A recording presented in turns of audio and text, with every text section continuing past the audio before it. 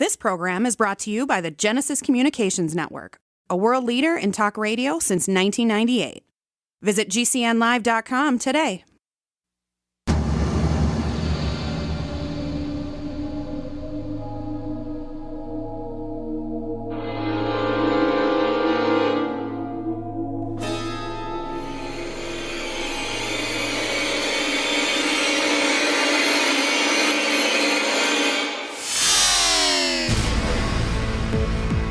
You're in the Paracast, the gold standard of paranormal radio.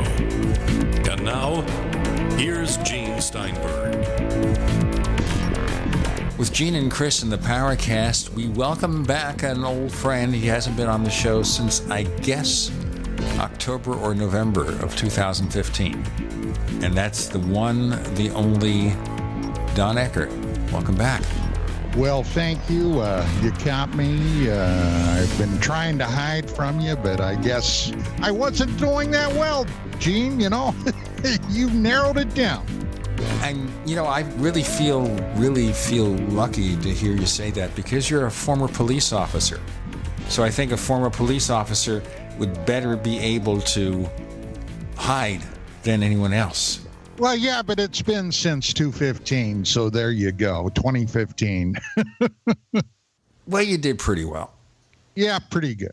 So what have you guys been up to? Funny you should ask. Last week we had Joshua P. Warren on the show. Do you know him? I know the name. Okay. Now, he seems to be pretty knowledgeable, has a good presentation. One of our listeners said that he could use a better microphone. I probably would agree with him. I think the only big criticism is that he's too ready to sell what he has there. Bit of a salesman, which is fine. I don't mind a person making a living, but some people. Speaking of salesmen, the other night I woke up about 2 a.m., I guess it was, and was having a little trouble staying or getting back to sleep. So I got up and wandered out to the kitchen, got myself a glass of milk, and I'm sitting there drinking my milk. And I thought, oh, geez, 2 a.m. It's been a long time since I've been up this late or early, depending upon how you look at it. So I turned on my radio. And lo and behold, I was listening to Coast with George Norrie. And guess who his guest was? Well, okay. You're not going to guess, so I'll tell you. Stephen Bassett and the disclosure business that he's still pushing. And that's how I get it back to salesmanship. Well, you know, Stephen Bassett, he's not really that high on my radar. And frankly, nor is Coast to Coast. I think the last time I listened to that show was 10, 15 years ago. Oh, it's been a long time for me also. And the only reason I was there is because I couldn't sleep. But with that being said, so I thought I'd sit there a few minutes and listen to what's going on. And Gene and Chris, it could have been 15 years ago. Same business, same sales pitch, disclosure. And of course, one of the huge points that Bassett was trying to point out was his, I guess, tentative relationship with Hillary Clinton, John Podesta, and of course, all that business going back to the Rockefeller Initiative. And, you know, it just simply for me came to down to SSDD. You know what that means, right? Just a different day. Yeah, same stuff, but we don't say stuff. We say colorful expletive, different day. And that's that's about what it was. Don, is it 15 years that this guy's been doing that? I think it goes back to the 90s, doesn't it? It seems like forever. I just used 15 years as an arbitrary number. But the bottom line is that could be a footnote for the entire UFO research field. It certainly has not progressed, and that's why we're all sitting here, right? To talk about that topic, that subject. And it's actually, in my humble opinion, worse now in 2017 than it was in 1992. You know what? I want to ask you more about that, but I really wanted to just finish up with Joshua P. Warren. And the reason is because we mentioned this on After the Paracast. He agreed to send me a Radionics device. You know what they are? Couldn't begin to guess. Okay, it's sometimes called a Hieronymus box. It's sometimes called a wishing machine. And the best thing I could say about it is that it is designed supposedly to amplify your wishes and your hopes.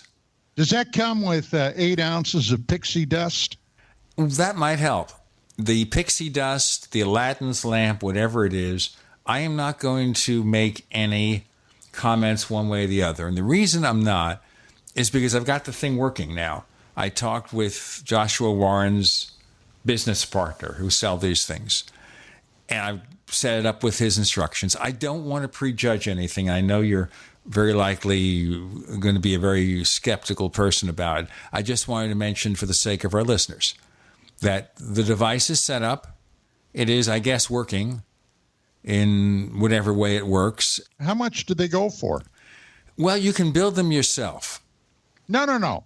You said he's selling them. I would have to look up, probably a couple of $100 to start, $100 or $200 to start. And if you want something with all the bells and whistles, it would probably cost more.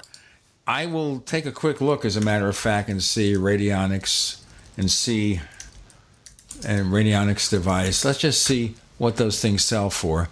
They've got one here for a Bosch Radionics device. Bosch. It's a very famous manufacturer from Germany. $50. Another one, a 3-dial tuner radionic machine for $107.94. I mean, it's not expensive. I mean, if you're tight for money, I guess somebody could say, you know what, this is a waste of money.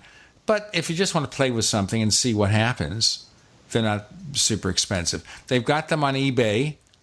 And eBay, let's just take a look. Radionics device.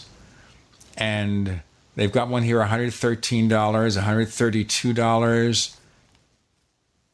A software, $20. Well, so you can get something as cheap as $20. You can get something for $100. You can get something for a couple of $1,000. And what do they do? Okay, that's a good question. And I'm not an expert on this, so don't even expect to get an answer that by any extent is going to be definitive. So that proves the simple adage that often there are more people with money than with brains. Okay. Well, you know what? There are a lot of things you can buy for $100 that may or may not have some kind of effect. I mean, women buy cosmetics and perfumes for $100 or $200 that are made of materials that cost $10. Well, you know, I recently needed another external hard drive, okay, for some things that I am doing back here at the Hacienda. So I went over to Fry's Electronics, and I got a 1 terabyte external drive it was a little over $50. Okay. And brought it home, very happy with it, until several days ago, I hooked it up and tried to turn it on. It was completely dead. And I said to myself, there was $50 out the window. And then I thought for a second and I said, oh, wait, let me call them up. So I did. It's a Seagate drive, okay? And as it turns out, they've got a new one coming to me. I've got to send this one back. And I'm happy, but that was $50 well spent. Now, the thing to bear in mind, too, when we talk about hard drives are very, very fragile. All right? You're putting all your data, and we're talking about here a terabyte for $50, which is a pretty normal price. You're putting all your data on something that's made up of tiny electrical components. Right. And things can go wrong. I mean, I've got a 1 terabyte hard drive here as a backup drive, and I've had it for 7 years, which is amazing because usually they're gone by then. But that wasn't my point. Well, we're going to get to your point, but we have to do a break first. Okay. And this way we can give our listeners a cliffhanger, okay? All right. So we got Don Ecker with Gene and Chris. You're in The Paracast.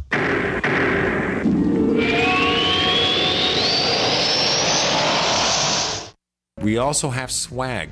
We have all these exclusive Paracast things that you can buy. We've got 60 or so different items, and entails t-shirts, sleeves for notebook computers, iPad cases, mouse pads, the Paracast jumbo tote bag, all sorts of t-shirts and jackets and stuff like that for men and women. We have a Paracast aluminum water bottle. All this stuff, you go to store.theparacast.com, store.theparacast.com.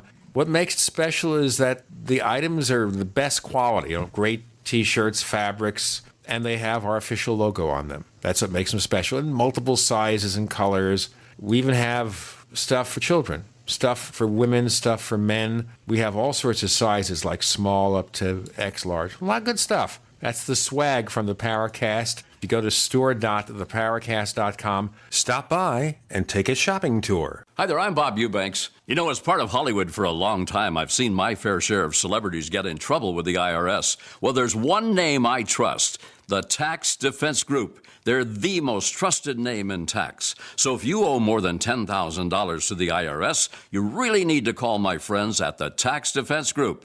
Ignoring the IRS is not the solution. They can garnish your paycheck, levy your bank accounts, seize your home or business. But the Tax Defense Group could put a stop to all of that and tailor a program that would reduce your tax debt to pennies on the dollar. You gotta love that. So don't just take my word for it. Call them. Find out for yourself. They offer a 100% satisfaction guarantee. And they're open 24 hours a day because they know that tax debt doesn't sleep either. Call now for your free and confidential tax analysis from the most trusted name in tax. Call 800-361-6907. 800-361-6907.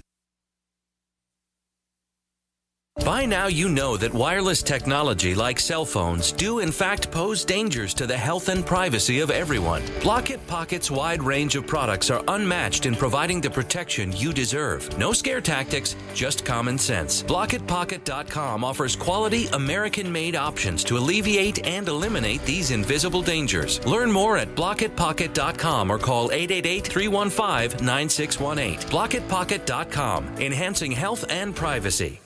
Individuals and businesses with tax problems, listen carefully. Do you feel like you're losing control over your finances? If you owe over $10,000 in back taxes or have unfiled tax returns, we can help you take back control. The IRS is the largest and most aggressive collection agency in the world, and they can seize your bank account, garnish your paycheck, close your business, and file criminal charges. Take control of your tax problems now by calling the experts at Tax Mediation Services and take advantage of the Fresh Start program and new laws that may allow us to negotiate a settlement for the lowest amount possible. Our team of tax attorneys and enrolled agents can stop collections and get you protected so you can take control of your financial future. Tax Mediation Services is accredited by the Better Business Bureau. Call now for a free case review and a price protection guaranteed quote. Call Tax Mediation Services now at 800-615-7709. That's 800-615-7709. 800-615-7709.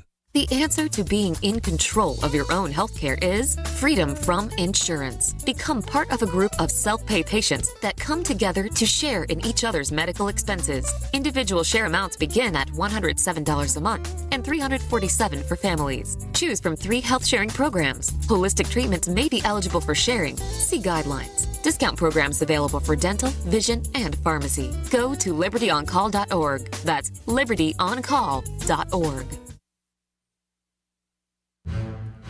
We'd like to hear from you. If you have a comment or question about the Paracast, send it to news@theparacast.com. That's news@theparacast.com. And don't forget to visit our famous Paracast community forums at forum.theparacast.com. And before we find the end of the story with regard to Don Ecker's $50 backup hard drive from Fry's Electronics, let me tell you that we've got a second radio show called After the Paracast, and it's a wrap-up show. It's special interviews, all sorts of different things. And the only way you can hear it is to become a member of the Paracast Plus. Go to plus, plus.theparacast.com. That's plus.theparacast.com. We offer a commercial-free version of this show and other benefits for prices starting at $1.49 a week. Okay, so Don Ecker was telling us he bought the hard drive, took it home. It was DOA. Yeah, and so my point of that whole story was that was $50 well spent because I'm getting another hard drive.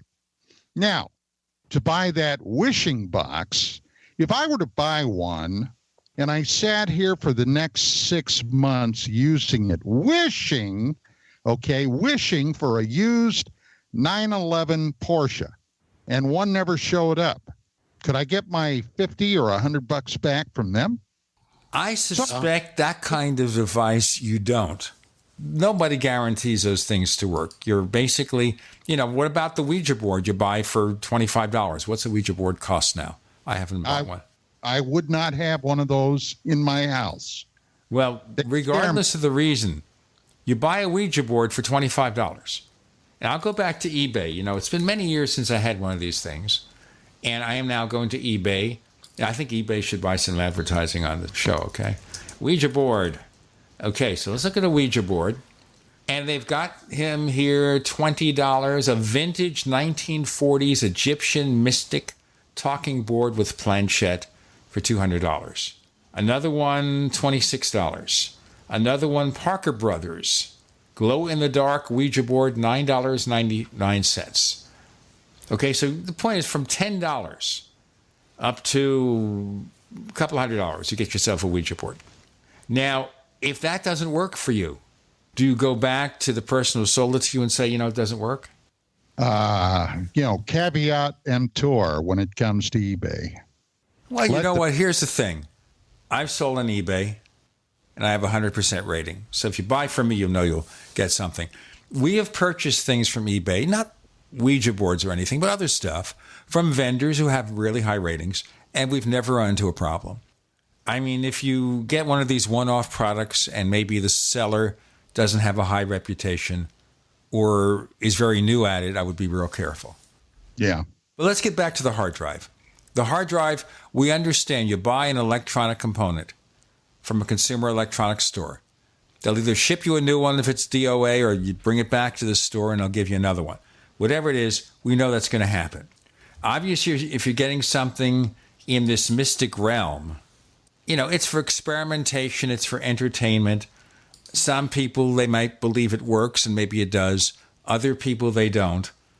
But if you're only spending $100, there are a lot of things you can buy for $100. Gene, I was don't have a lot of value. I was trying to live up to my reputation as the paranormal curmudgeon, okay? And we appreciate that. Oh, here's one right here. The original William Fold Parker Brothers wooden Ouija board from the 1960s, $49.99. It's the original box. I recognize that box. I used to have one, and I think it was like $15, $20. But we know you're going to be a curmudgeon, and I merely give this as a reference to our listeners.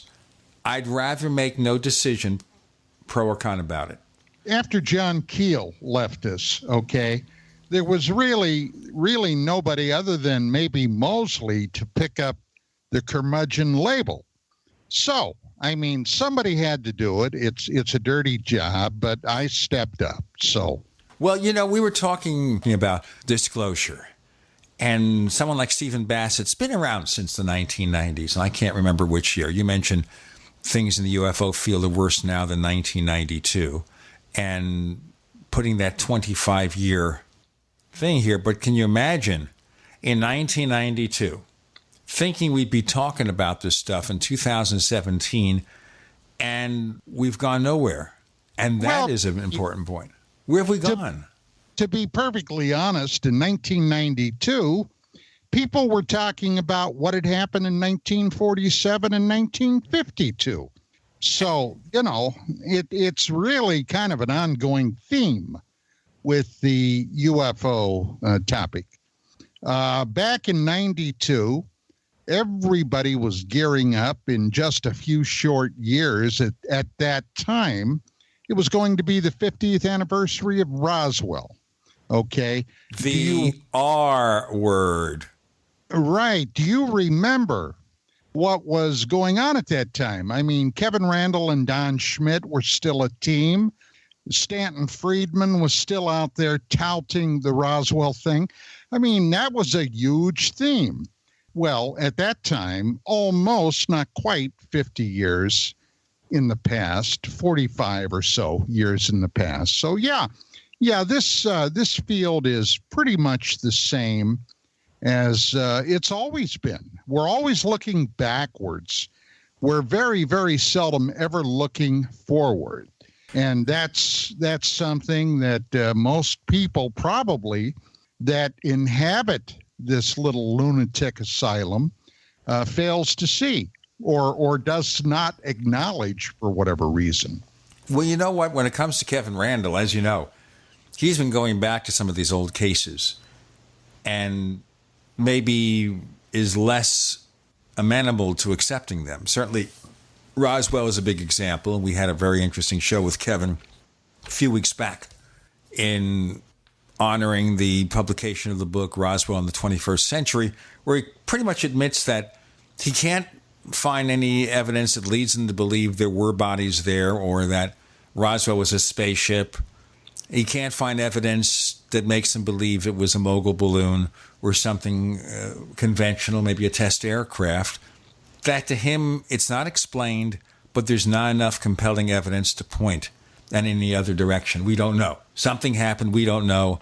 Most of the testimony completely falls apart. That's a case that refuses to die and just go away. But, you know, speaking about looking forward, I had a call from a guy about a week and a half ago, somebody that was a friend of mine, but I had not spoken with this guy in probably 2.5 years or so. So we were catching up, and I was asking him what he was doing, and somehow we began speaking about some of these videos that have been coming down occasionally from the International Space Station. You know what? Let's pick that up in our next segment because we just spent enough time with this one, and we'll progress with that conversation. Are we getting anywhere with UFOs? Is a lot of this playing the old game over and over again getting tiresome? We got more to come with Don Ecker, our favorite curmudgeon, and Chris O'Brien, who could do the curmudgeon game pretty good himself. Oh, yeah. You're in the Paracast.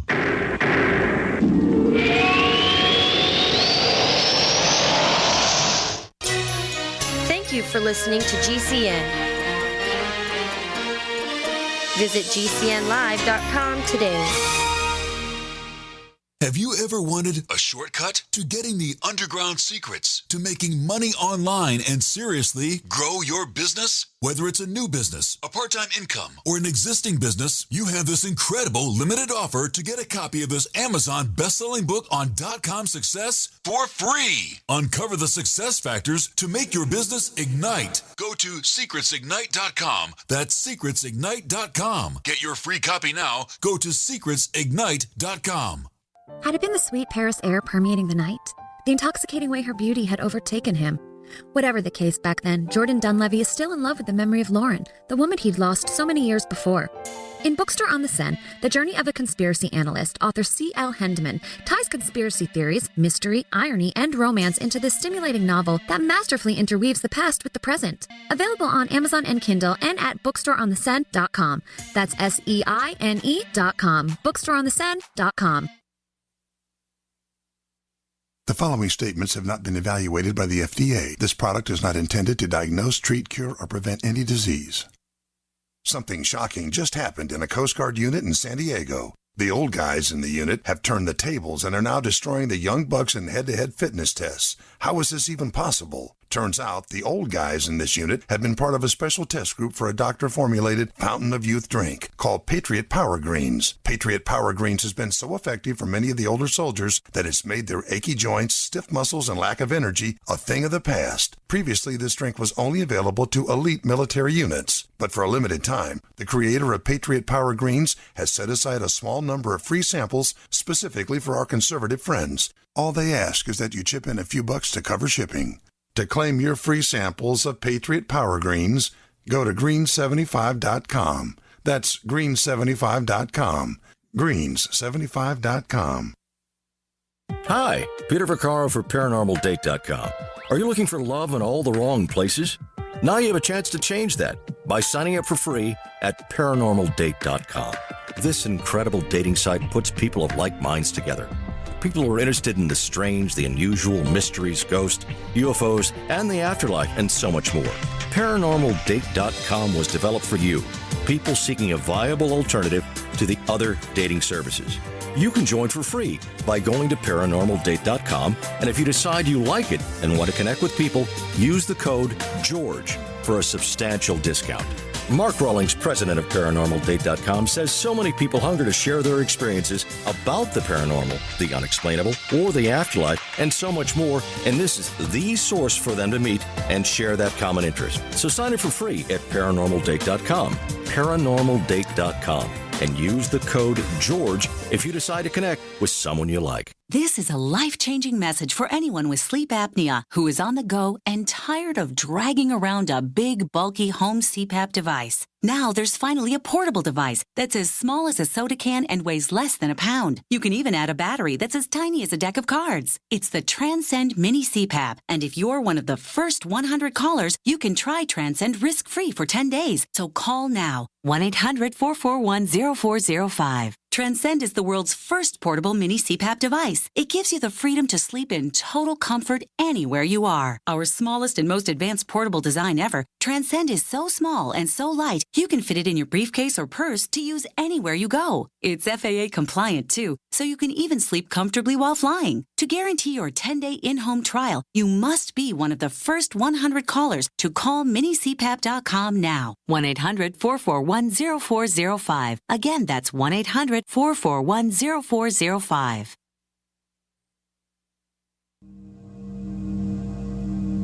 This is Leslie Kane, and I'm with the Coalition for Freedom of Information, and you are listening to the Paracast. Mr. Ecker, please go on. So, at any rate, about a week and a half ago, I get a call from a fellow that I had not spoken with in a couple of years, and we were catching up. And the conversation kind of drifted out toward the International Space Station.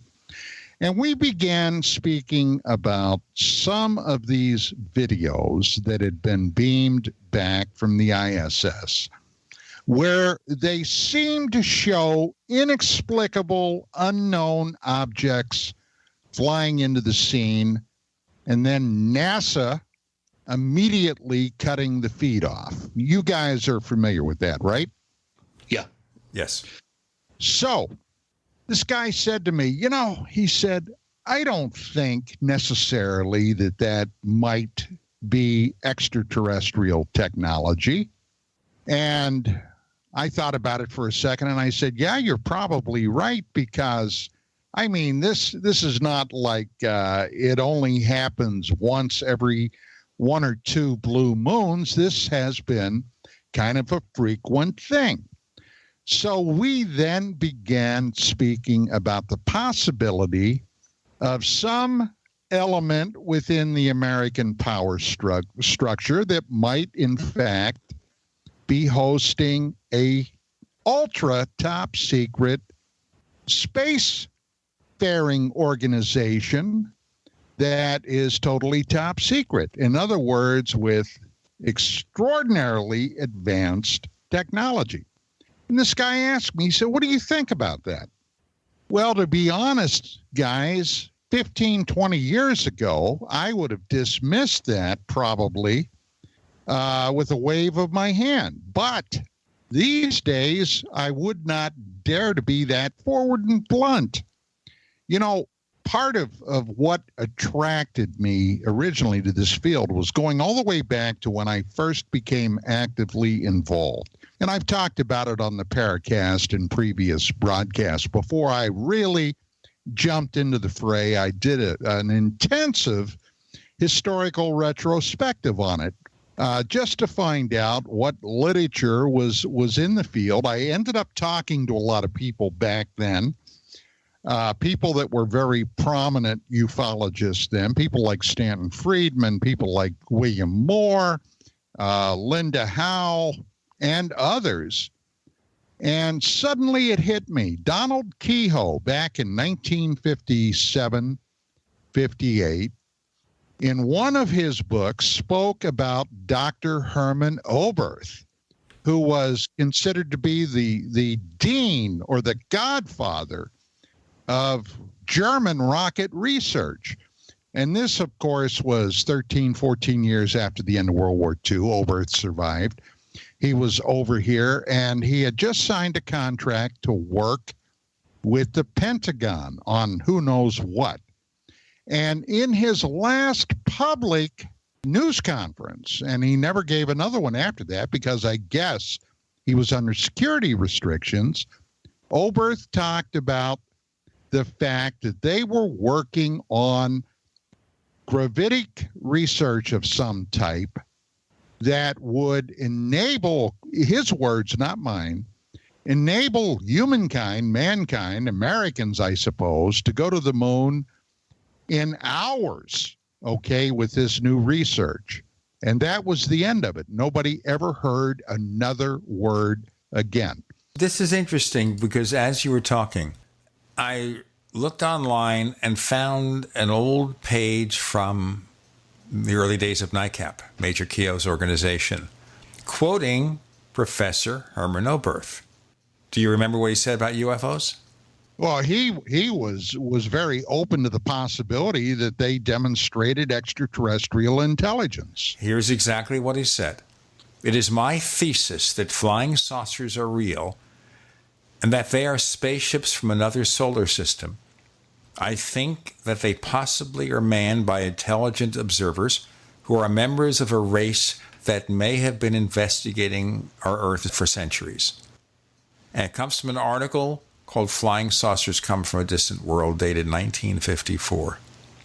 Okay? That was even before what I was just relaying. Yes, indeed. No, he's was a long time UFO believer, as far as I can see from here. And the guy had quite a resume. So, yeah, when you have things like that, and this is why I find, the skeptics that are still around today, people like Shermer, people like Jim Oberg, whom I can't believe that they are in real life as close-minded as they portray themselves. Oberg especially, when he laughs at the topic of UFOs, kind of like when I was on that broadcast of Larry King Live with him talking about STS-48. Okay, in my opinion, that guy was simply touting the public NASA line, and I would love to sit down with Oberg over a bottle of bourbon and get him really talking in a closed room with no microphones, okay? I would love to see what he actually thinks. So you're saying here, Don, that he's basically saying it for public consumption. Absolutely. Absolutely. And I'm also firmly convinced that when he goes out on television, when he goes to these places to poo-poo the UFO topic, he's doing it at the behest of the powers that be in NASA or wherever else he was. The guy was a nuclear officer in the Air Force. He was dealing with above top secret items, okay, dealing with nuclear weapons and who knows what else. So yeah, I can't believe, and I've tried for years to get Oberg on my radio show to interview him, and he just refuses. So what's that tell you? Well, there obviously are several opinions one can have there. I invited Oberth at one time to come on the Paracast after I got a letter from him about one thing or another. And I've been in touch with him very, very slightly over the years, but he didn't want to. So probably the same reasons. Of course he didn't, because, well, coming on with me, I mean, the guy has been on national TV with me. And when it comes to debating the issue of whether there is or is not anything to do with the UFO topic, I'm persona non grata with practically all the noted and known skeptics. And I've at one point or another, I butted heads with just about all of them. So, yeah, they steer clear of me. Now, I'm not saying that's because they're afraid of me or whatever, but I do not play the game the way they prefer to have the game played, which is to sit back and politely smile while they go on with their preposterous explanations. It just doesn't sit well with me. So, as a result, they avoid me. Well, we can say they're chickening out and leave it at that. I don't know. I was looking up the letter I got from Oberth, and it goes back to 2010. And it's just some general matter. And in response, I said, come on the Paracast. He never answers. Maybe he feels we're too small and you're too small. And maybe that's it. I don't know. Maybe he feels there has to be a certain kind of rating. But certainly, we've had skeptics on the Paracast before. So, they have their chance. We have a chance to tell you more about things, and we'll get on with our friend Don Ecker, the curmudgeon of the year. We'll call him the curmudgeon of the year until we find a better one. And I doubt there are any better ones with Gene and Chris. You're in the Paracast.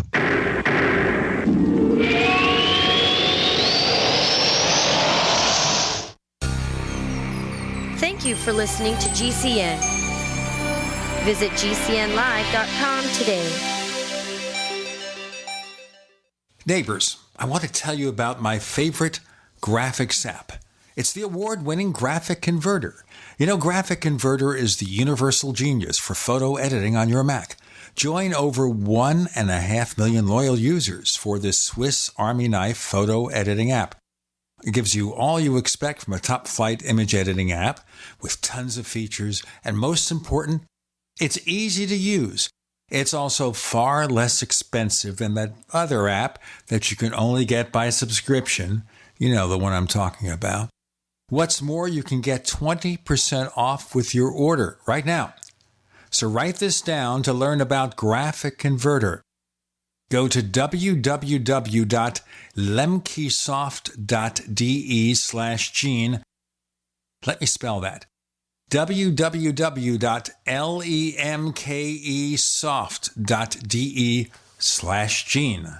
In these uncertain times, it makes sense to have a sustainable backup method to cook food and boil water. If your current plan includes using a fuel-burning stove or cooking over an open fire, then there's a much better way. The Minuteman Rocket Stove is a biomass-burning cooking stove that only requires small quantities of sticks and twigs for fuel. The Minuteman Stove is easy to use, smokeless, portable, powerful, and sustainable. For the finest in survival cooking stoves and fire starters made right here in the USA, go to MinutemanStove.com. That's MinutemanStove.com.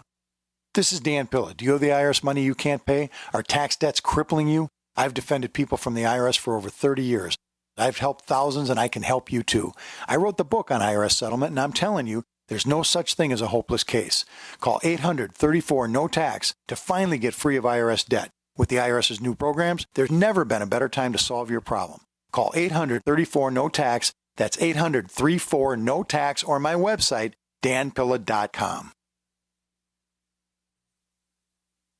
Hi, this is Ted Anderson. I'm here to tell you about GCNtelecare.com, a team of board-certified doctors assisting you 24 hours a day, 7 days a week, 365 days a year. Within 15 minutes of registration, care your family can afford. Revolutionizing the healthcare industry, virtual consulting providing diagnosis of non-emergency medical issues by phone or secure video on computer or smart mobile devices. GCNtelecare.com. Virtual care anywhere. Back pain doesn't take vacations. It never celebrates holidays. It's on the job 24/7 to keep your life exactly where it is, in limbo. But it doesn't have to be that way, because Laser Spine Institute can help you take back your life from chronic neck and back pain. With a less than 1-inch incision, our minimally invasive procedures have provided relief to over 60,000 patients with a 97% patient satisfaction rate. So get ready to stand tall and live the life you've imagined for yourself without pain. Are you or a loved one suffering from a bulging disc, herniated disc, spinal stenosis, pinched nerve, or degenerative disc disease? Call our spine care consultants now at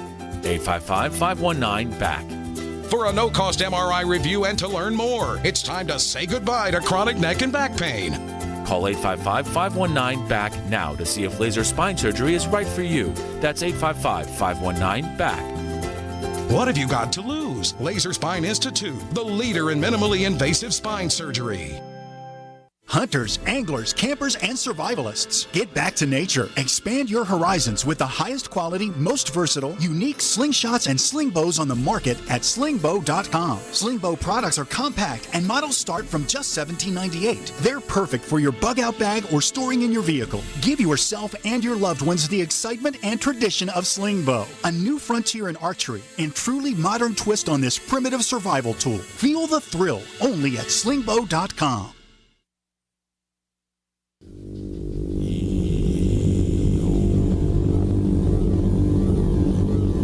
This is Jacques Vallée. You're listening to the Paracast, the gold standard of paranormal radio.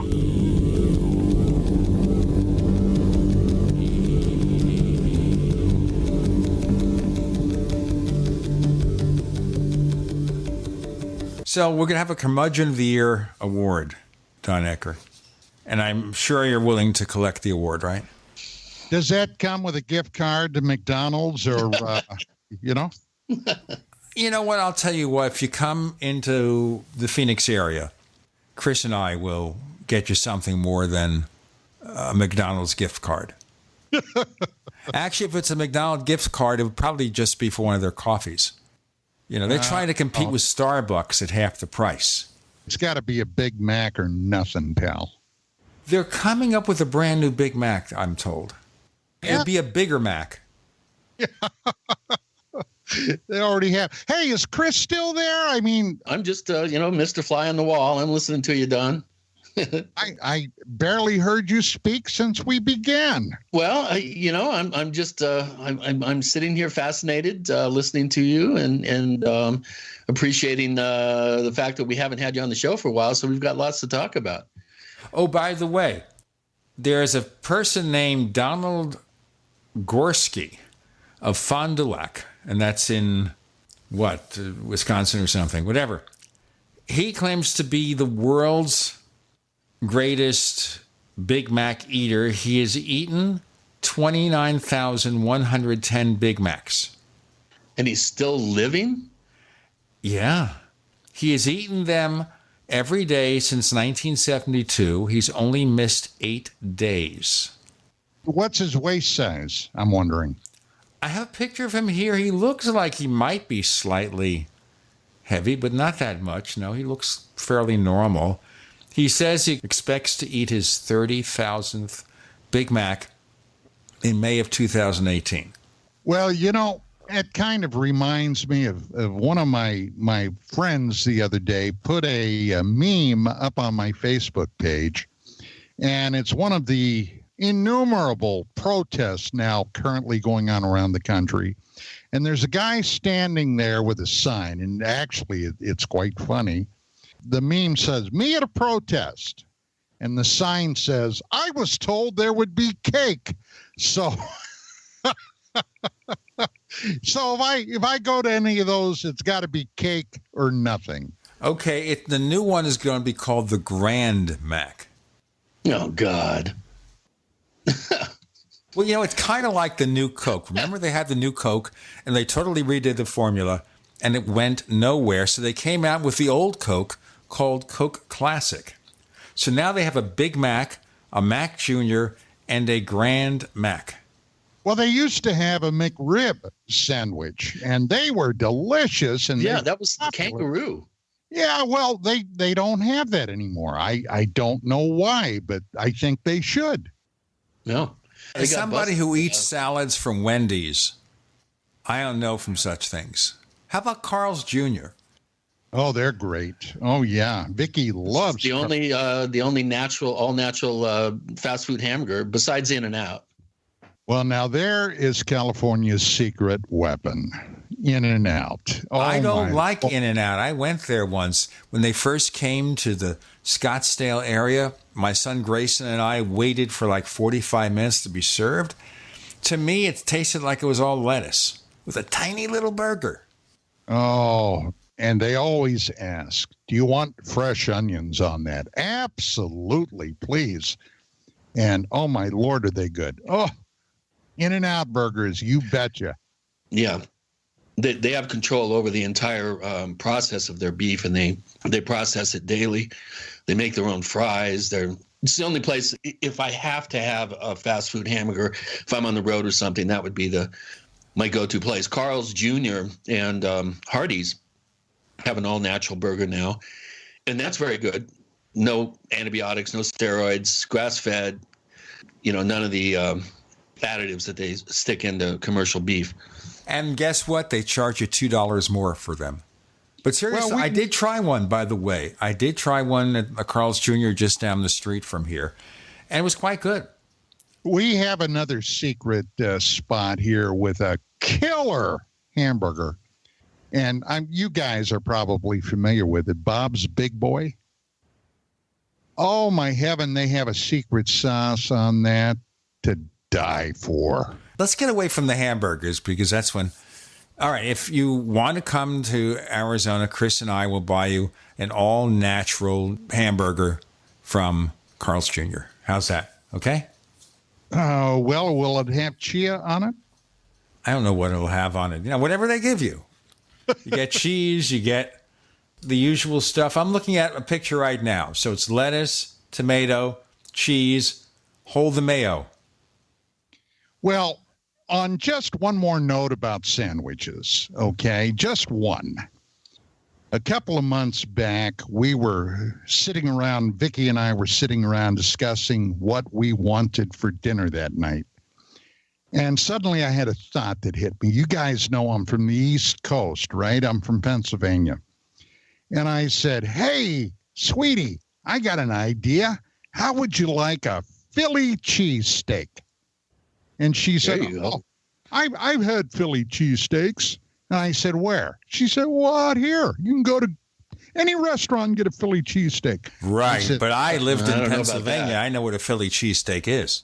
I said, well, I'll tell you what, sweetie.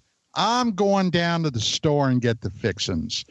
I went down, bought a 2-pound prime rib steak, brought it home along with some hoagie-type rolls, some pump cheese, some huge white onions and green peppers. And I cooked her up a Philly cheesesteak to die for. And look. I don't like the word to die for when it comes to talking about beef. Oh, this is good. But anyway, I said, there's one more secret ingredient. And she looked at this and she said, well, you got everything there. I said, no, I don't. And she said, what? I said, some Pabst Blue Ribbon beer. Now, that is a Pennsylvania party dinner, let me tell you what. So I got a 12-pack of PBR, and boy, did we have a nice meal. I even took pictures of it and put it on Facebook.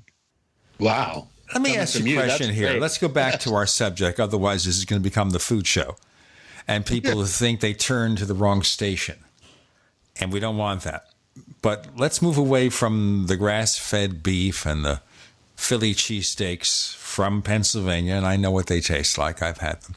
And let's get back into our crazy subject here. But what do you think here? I know you don't like to talk about the old cases because it's like you're becoming a fossil.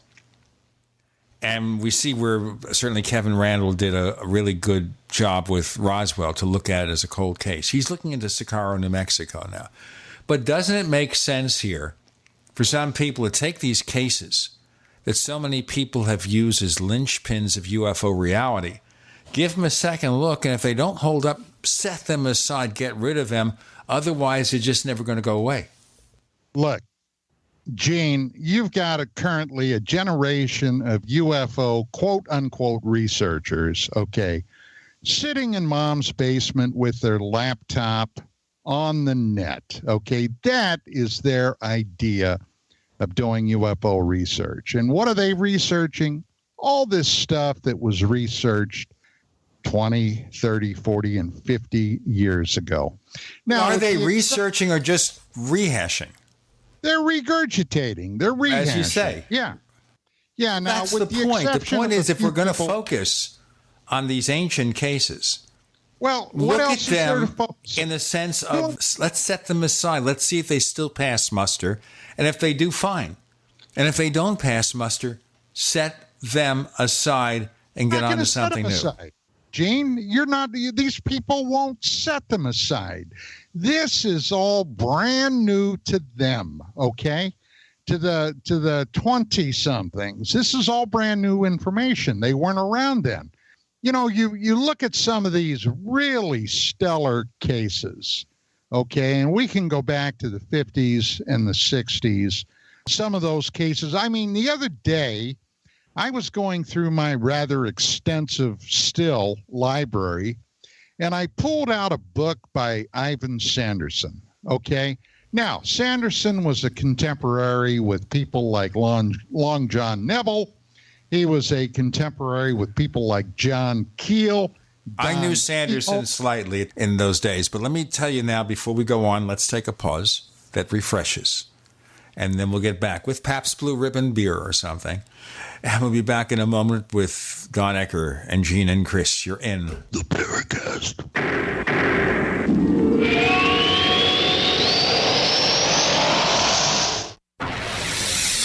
You are listening to GCN. Visit GCNlive.com today. Attack of the Rockoids has been well received by critics and readers alike. It's a thrill-a-minute story you'll never forget. A former U.S. military intelligence officer is haunted by intense dreams about a beautiful woman pleading for his help after a terrible battle in outer space. But the dreams turn out to be true and thrust him into a telepathic love affair with a woman whose faraway planet is intent on destroying the Earth. And now the gripping tale continues in The Coming of the Protectors. It's the second book of the Rockoids trilogy, a galaxy-spanning adventure that pits our hapless heroes against powerful, fanatical enemies that threaten the lives of freedom-loving beings everywhere. Attack of the Rockoids and The Coming of the Protectors, classic science fiction at its best, available now. For more details, visit rockoids.com. That's ROCKOIDS.com.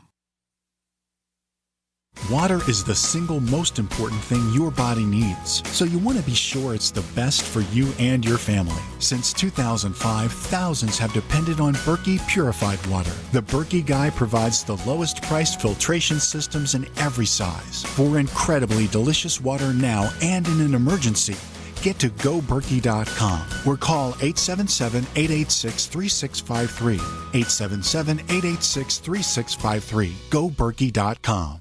Paid non-attorney spokesperson Adam Pulaski of the Pulaski Law Firm with principal office in Houston, Texas is the attorney responsible for the content of this ad. This ad is not legal advice, and the choice of a lawyer should not be based solely upon advertisement. Services may not be available in all states. Attention Xarelto users. If you or a loved one took Xarelto and suffered a serious bleeding event, you may be entitled to financial compensation. Xarelto is a popular prescription blood thinner used to prevent blood clots and protect patients from strokes. These serious bleeding events have led to numerous cases of hospitalization and even death. Phone lines are open 24/7. Call 800-261-0937. That's 800-261-0937.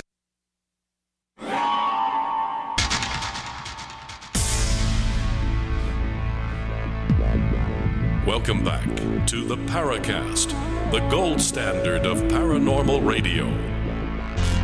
And now, here's Gene Steinberg.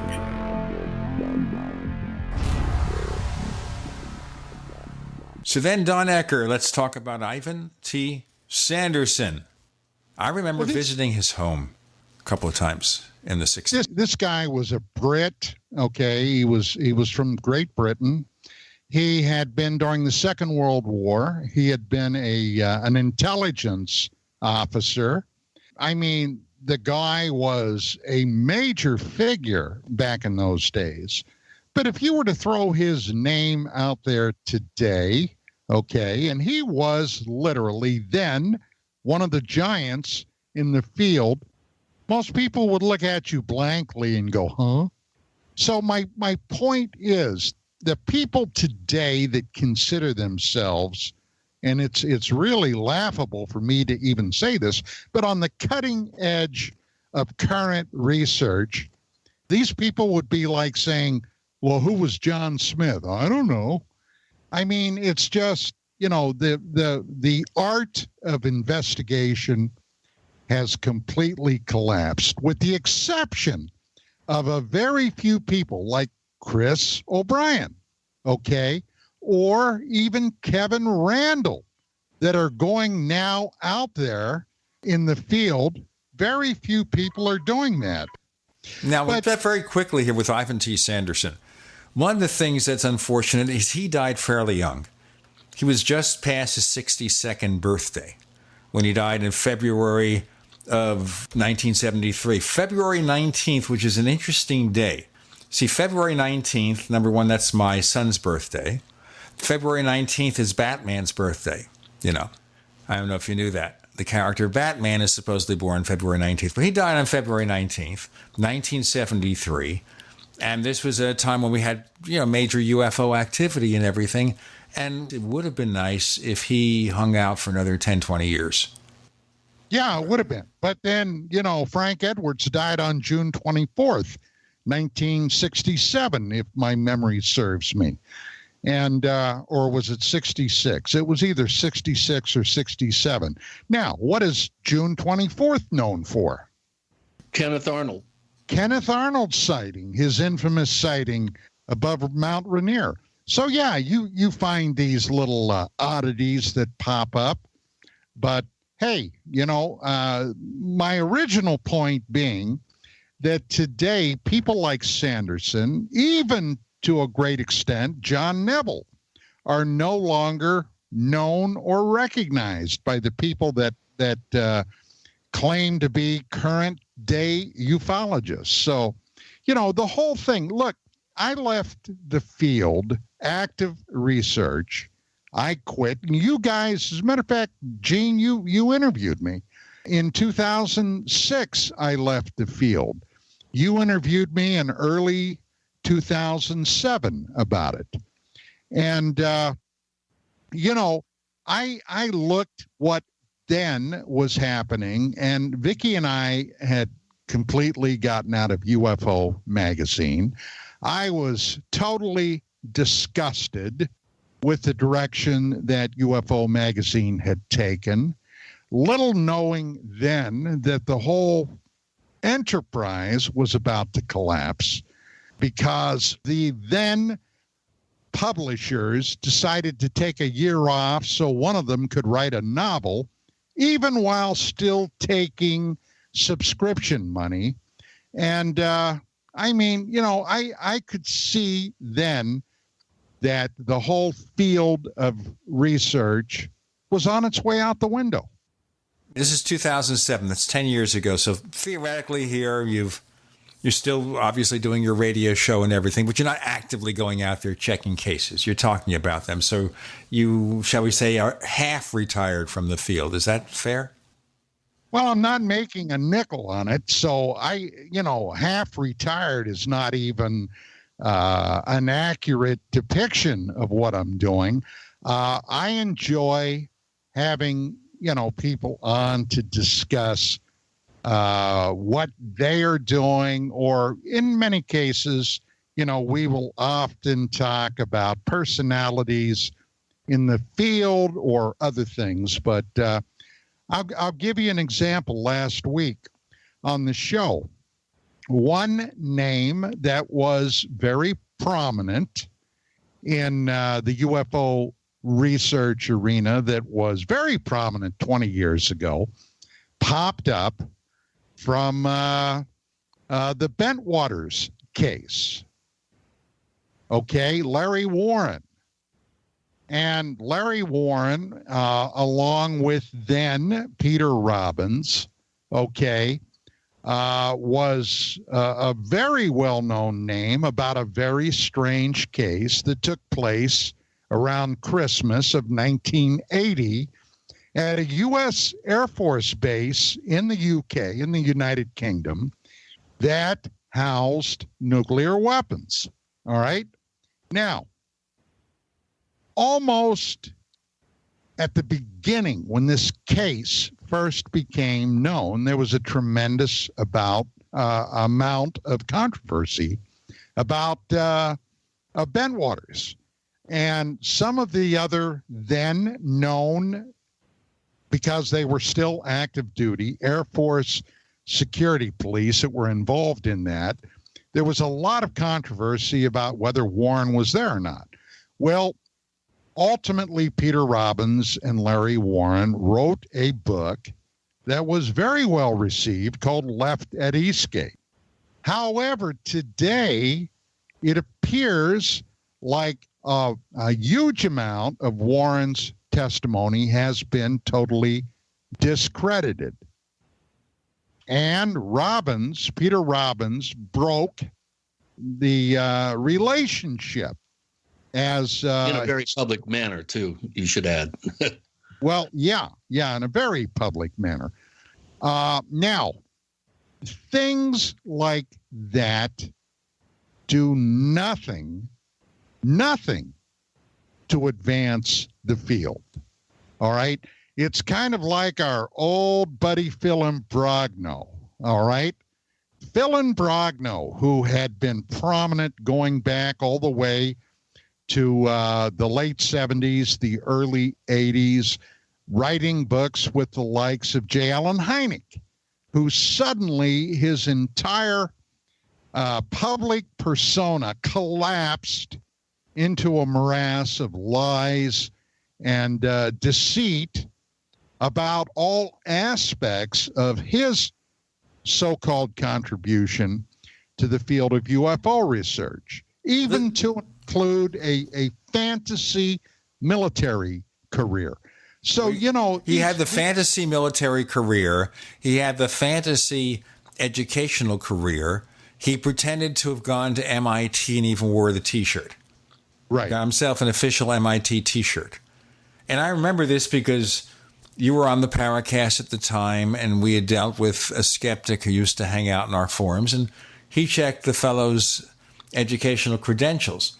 And in that particular case, though, you know, once he was exposed, as far as I know, he pretty much went away. He hasn't been back. Whereas another character, a guy from Pennsylvania named Butch Witkowski, who claims certain credentials to be a law enforcement officer and everything, and those credentials came crashing down, and he just came back as if nothing happened. He's got his own radio show now. Yeah, he's still around. Hey, I've got his rap sheet, okay, that I saved. I was contacted back then with Witkowski. I interviewed Witkowski. Yeah, we did too, sure. I interviewed him.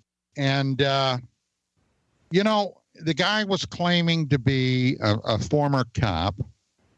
And it was kind of a weird interview because it did not at the time strike me, okay, like I was talking to another cop. But I had a private investigator contact me about Witkowski. Let's get into more of that in our next segment with Don Ecker. And Gene and Chris, you're in the Paracast.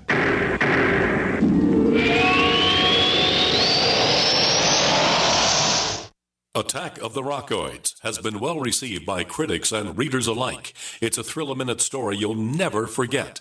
A former U.S. military intelligence officer is haunted by intense dreams about a beautiful woman pleading for his help after a terrible battle in outer space.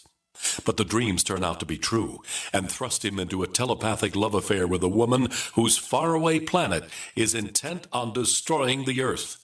And now the gripping tale continues in The Coming of the Protectors. It's the second book of the Rockoids trilogy, a galaxy-spanning adventure that pits our hapless heroes against powerful, fanatical enemies that threaten the lives of freedom-loving beings everywhere. Attack of the Rockoids and The Coming of the Protectors. Classic science fiction at its best, available now.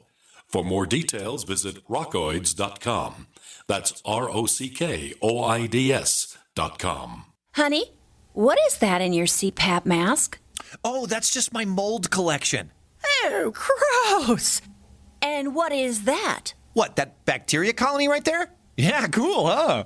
Okay, CPAP users, admit it. You're not always as careful about cleaning your system as you should be. Unfortunately, a dirty mask and hose can make you sick, respiratory infections, allergy attacks, and more. But now there's an easy way to protect yourself. SoClean.com has released the world's first and only automated CPAP cleaner and sanitizer. It kills 99.9% of CPAP germs in minutes. For a limited time, you can try it risk-free for 30 days. Just call 1-800-944-1065. SoClean is hands-free. Just pop in your mask, close the lid, and presto, your CPAP comes out clean and fresh in minutes. Don't let germs wreak havoc on your health. Call in the next 10 minutes for your risk-free trial. 1-800-944-1065. That's 1-800-944-1065.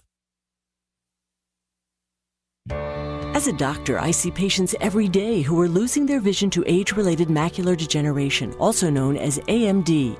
If you have blurry vision or blind spots, they can be symptoms of AMD, and if untreated, could lead to blindness. The good news, AMD can be managed with effective clinically approved treatments that may reverse some vision loss. For free AMD information, contact the Foundation Fighting Blindness at 1-800-BLINDNESS. That's 1-800-BLINDNESS. There is a cure in sight. In a crisis, your number one need is food, but not just any food. Experts say everyone needs to have non-perishable, good for 25 years survival food on hand in case of an emergency. Well, right now, in what is truly an unprecedented move, 72-hour survival food kits are being given away to listeners while supplies last. Survival food is more important today than ever before, explains Frank Bates, a spokesman for the company. Natural disasters, terrorist attacks, and other threats can make obtaining sufficient food impossible in an emergency. This 72-hour survival kit has 16 servings of delicious food rated for 25 years of storage. It sells to the general public for $27 plus shipping and has been rated 4.5 out of 5 stars by customers who paid full price. But listeners who act quickly can get it free. Just cover $9.95 shipping. Go to freefood2.com right now. Supplies are limited and the program may end at any time. Go to freefood2.com now. That's freefood2.com. The answer to being in control of your own healthcare is freedom from insurance. Become part of a group of self-pay patients that come together to share in each other's medical expenses. Individual share amounts begin at $107 a month and $347 for families. Choose from 3 health-sharing programs. Holistic treatments may be eligible for sharing. See guidelines. Discount programs available for dental, vision, and pharmacy. Go to libertyoncall.org. That's libertyoncall.org. We'd like to hear from you. If you have a comment or question about the Paracast, send it to news@theparacast.com. That's news@theparacast.com. And don't forget to visit our famous Paracast community forums at forum.theparacast.com. Okay, so let's pick up where we left off. Don Ecker talking about Butch Witkowski. He appeared on your show, and I guess some alarm bells went off there. Some things didn't hit you as right. You were contacted by a private investigator. What happened? Yes, back east in Pennsylvania. He said, somehow he came across this guy, this investigator, as a matter of fact, I believe, was a UFO aficionado.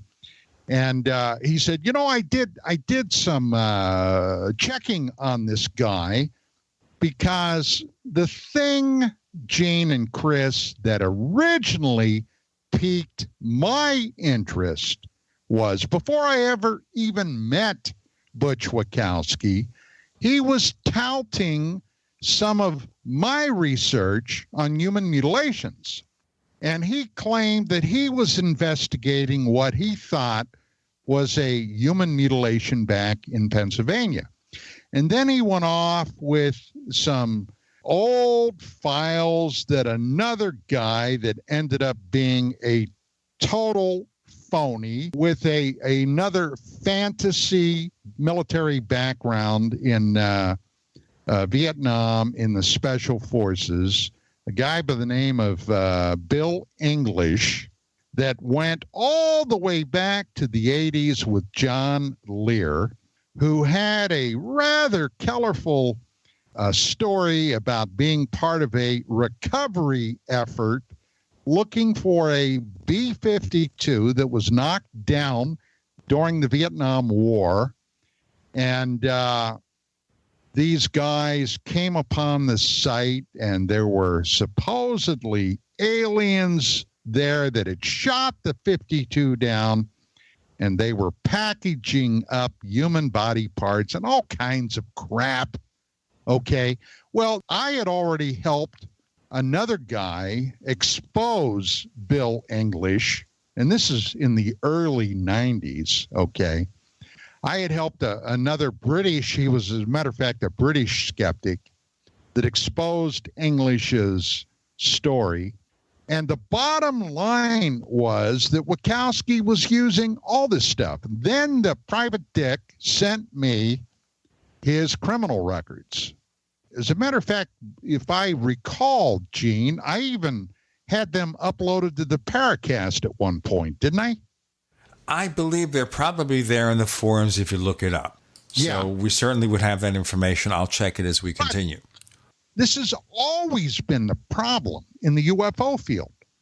As a matter of fact, when I left active research, I wrote a paper called My 20 Years in the UFO Fog. And my Lord, today it's my 30 years in the UFO fog. But I wrote a document then, and that incidentally is also on the Paracast in the Dark Matters Radio Forum, I believe. But I stated that part of my discontent was that no matter how many times these clowns, these liars, these deceitful people that have attached themselves to the UFO field have been exposed, it never sticks. Now, you just mentioned Wachowski is back. He's got his own radio show. How many people know that this guy is a total clown and a fraud? Or people like Phil Imbrogno. And hey, look, sooner or later, I got no doubt Phil's going to pop back up. Okay? It's been, 7 years since he was exposed in Imbrogno. So I don't know. Maybe he feels he should just take up whatever he's going to take up somewhere else. Maybe, but maybe not. I mean, hey, never say never, you know? He was a guest on a radio show a couple months back, so he has kind of stuck his head up. You have other people that, go back a long time ago.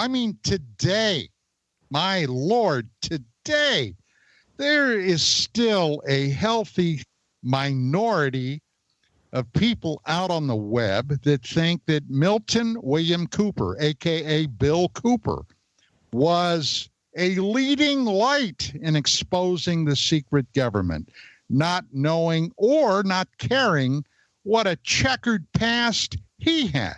So, that's another aspect of UFOs that I just threw my hands up and I said to myself, why even bother? It's interesting here about bringing back relics from the past.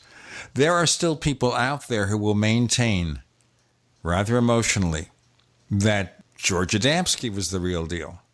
Absolutely. Absolutely. Adamski, and there are others, Berthune or Truman Berthune, is that what it was? Bethram.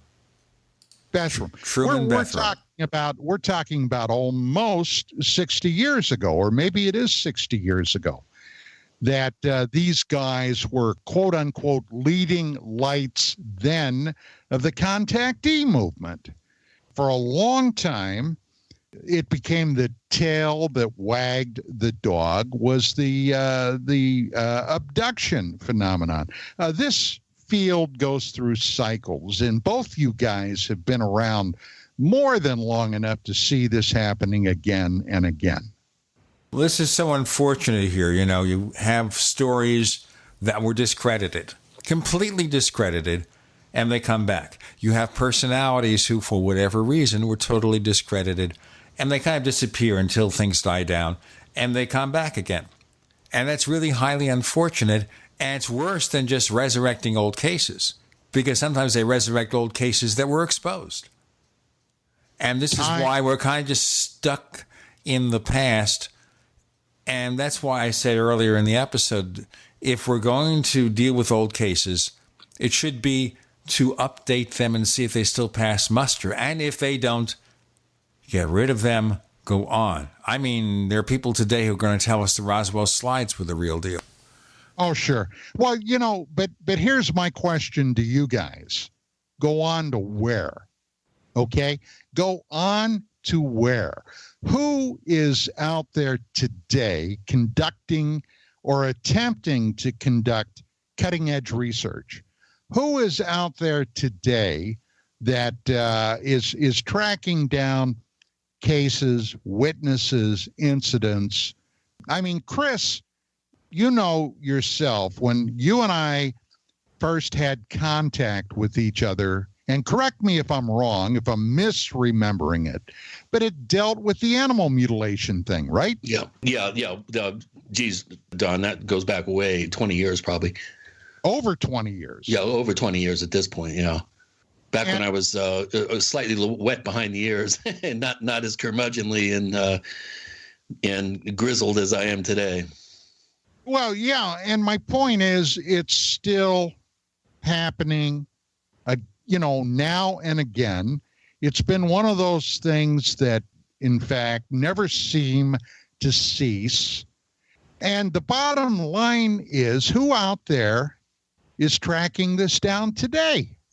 Let's track down some more stuff in our next segment with Don Ecker and Gene and Chris. You're in the Paracast.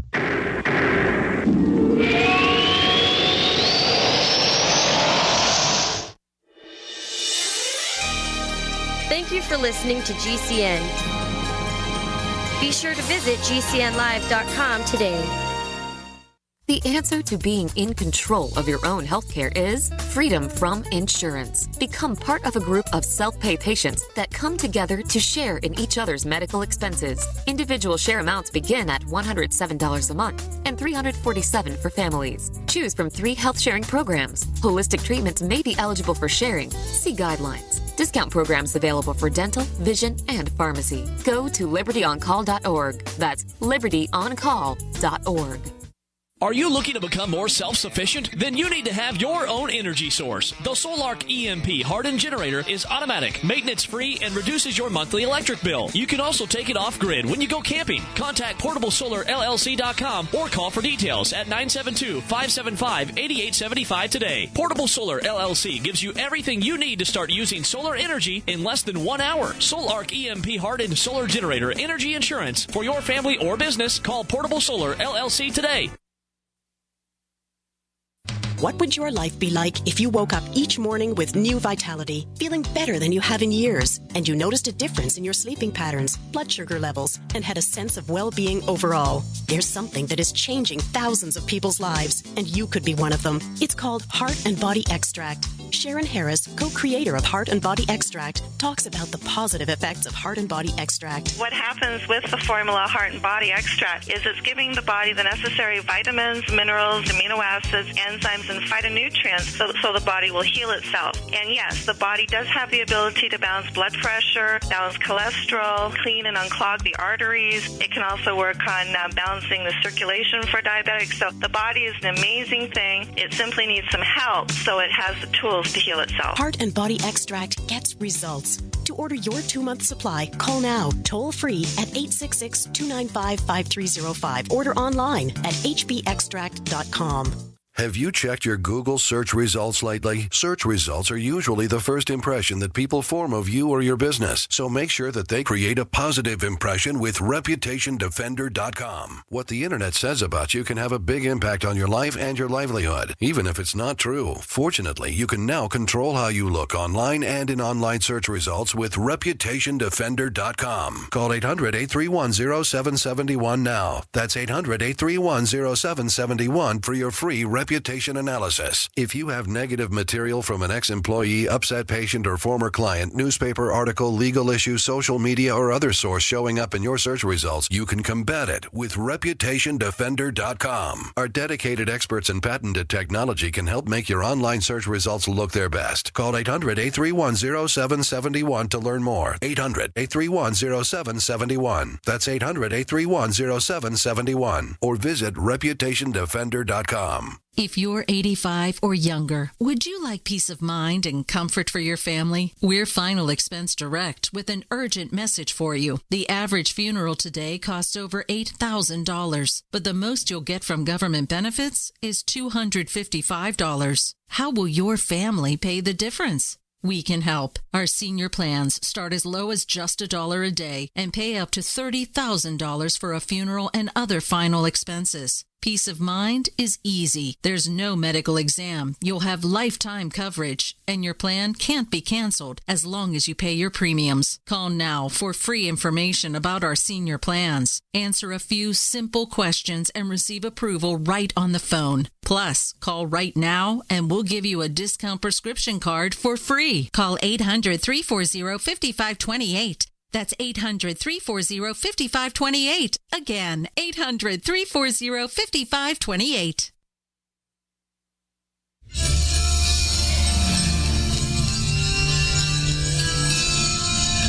Hi, this is Bryce Abel. I'm the producer of Dark Skies, the co-author of AD After Disclosure, and you are listening to the Paracast, the gold standard of paranormal radio.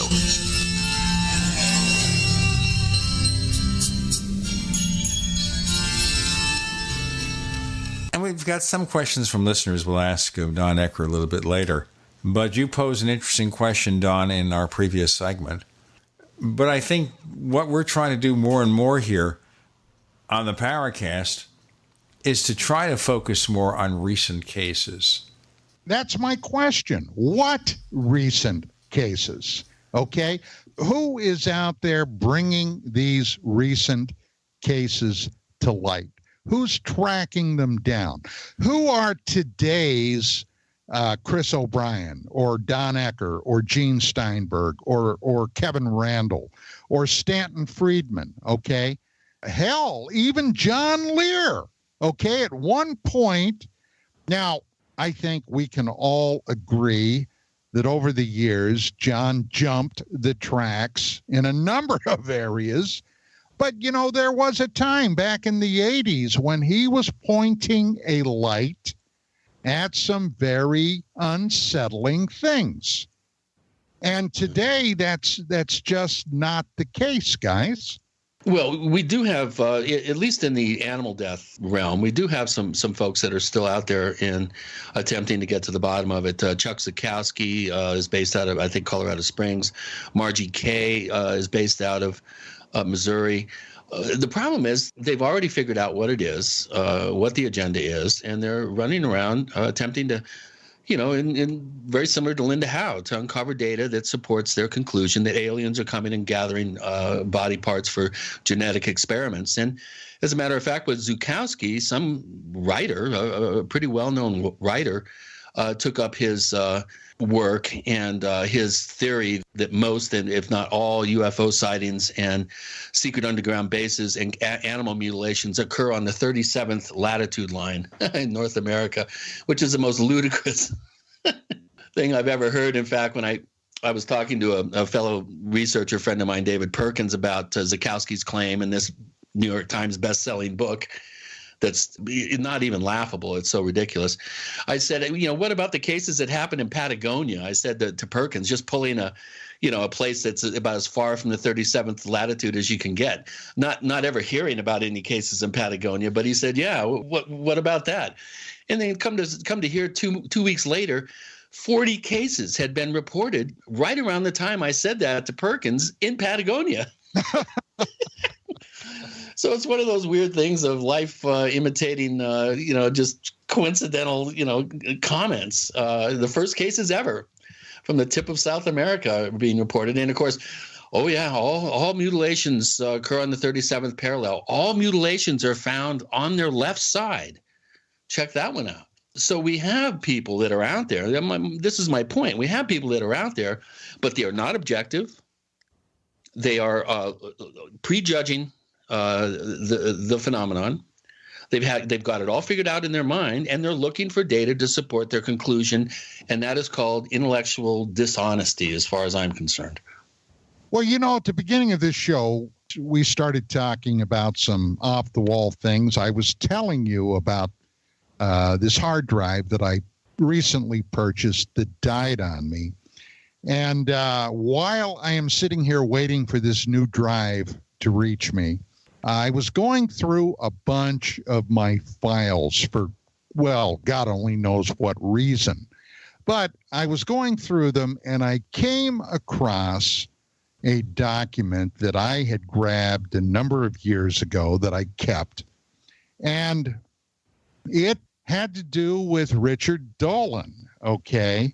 Now, Dolan, his first book that he wrote, which I reviewed then for UFO Magazine, and I found it to be an extraordinarily good book. I really liked it.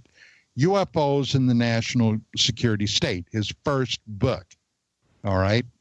Now, today you can maybe argue the merits of this or not, but the reason I grabbed this file, this document that I just stumbled across the other day, was Dolan talking about the reptilian aliens, okay, in some talk that he gave. Now, reptilian aliens. You see, one of the reasons that I've never been well-received, myself well-received, with a lot of people in the UFO field, was because of my propensity for telling the truth as I saw it. Now, reptilian aliens would presuppose that we already know that aliens are coming here, right? Right. And that we have already separated these so-called travelers into various groups, one of them being reptilians.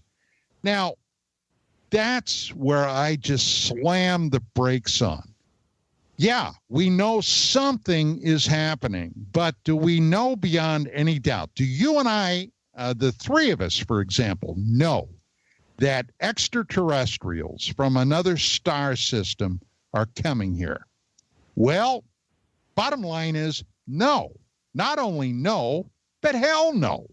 We know that something is happening. Maybe somewhere in the bowels of government, they know that aliens, ETs, are coming here. But you and I don't.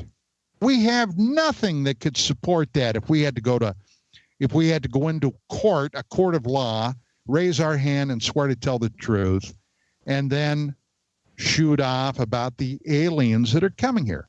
We don't know what that is. And that's another huge problem with the UFO field. People work on the assumption that they're already here. I want to believe.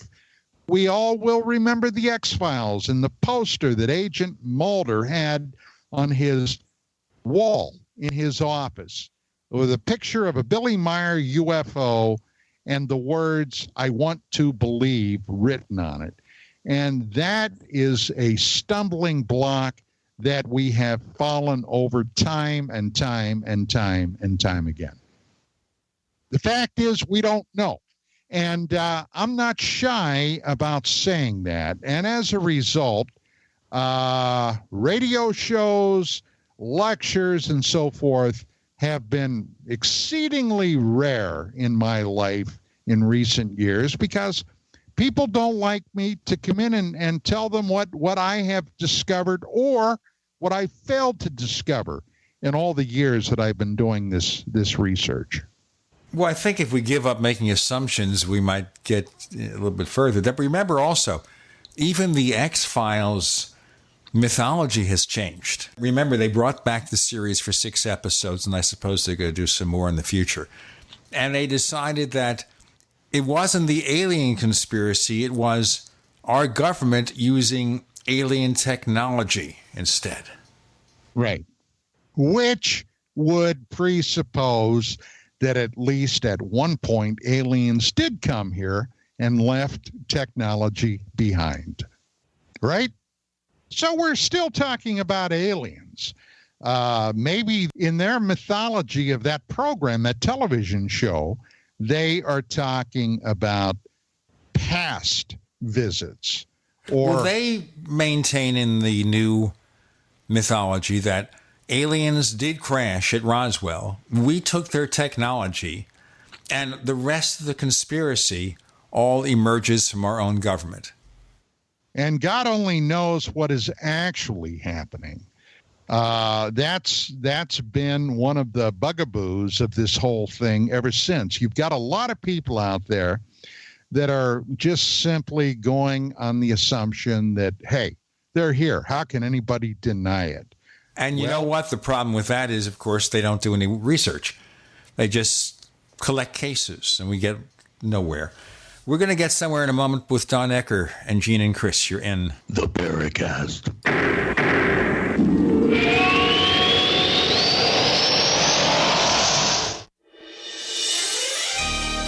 Thank you for listening to GCN. Be sure to visit GCNlive.com today. Neighbors, I want to tell you about my favorite graphics app. It's the award-winning Graphic Converter. You know, Graphic Converter is the universal genius for photo editing on your Mac. Join over 1.5 million loyal users for this Swiss Army knife photo editing app. It gives you all you expect from a top-flight image editing app with tons of features, and most important, it's easy to use. It's also far less expensive than that other app that you can only get by subscription. You know, the one I'm talking about. What's more, you can get 20% off with your order right now. So write this down to learn about Graphic Converter. Go to www.lemkesoft.de/Gene. Let me spell that. www.lemkesoft.de/Gene. This is Dan Pilla. Do you owe the IRS money you can't pay? Are tax debts crippling you? I've defended people from the IRS for over 30 years. I've helped thousands, and I can help you too. I wrote the book on IRS settlement, and I'm telling you, there's no such thing as a hopeless case. Call 800-34-NO-TAX to finally get free of IRS debt. With the IRS's new programs, there's never been a better time to solve your problem. Call 800-34-NO-TAX. That's 800-34-NO-TAX, or my website, danpilla.com.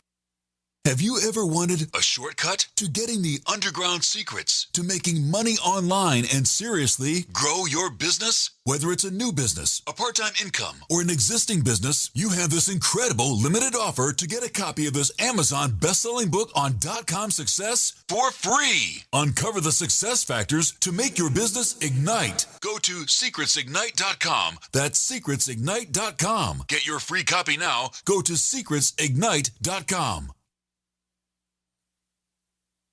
Paid non-attorney spokesperson Adam Pulaski of the Pulaski Law Firm with principal office in Houston, Texas is the attorney responsible for the content of this ad. This ad is not legal advice, and the choice of a lawyer should not be based solely upon advertisement. Services may not be available in all states. Attention Xarelto users. If you or a loved one took Xarelto and suffered a serious bleeding event, you may be entitled to financial compensation. Xarelto is a popular prescription blood thinner used to prevent blood clots and protect patients from strokes. These serious bleeding events have led to numerous cases of hospitalization and even death. Phone lines are open 24/7. Call 800-261-0937. That's 800-261-0937.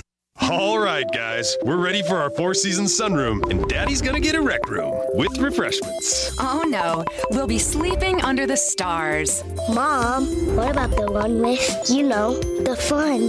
Nice try, little bro. It's a gym. My gym. Hey, Grandma's getting her Four Seasons garden room, weather tight and still like being outdoors. Maybe a living room. Oh no, wait, a family hub. Yeah! No matter what the budget, the season, or the climate, Four Seasons sunrooms let you and your family enjoy the outdoors inside. Call now to hear more about these great offers from the premier manufacturer of sunrooms since 1975. More reasons for Four Seasons now. To find out more, call toll-free 800-848-6333. That's 800-848-6333.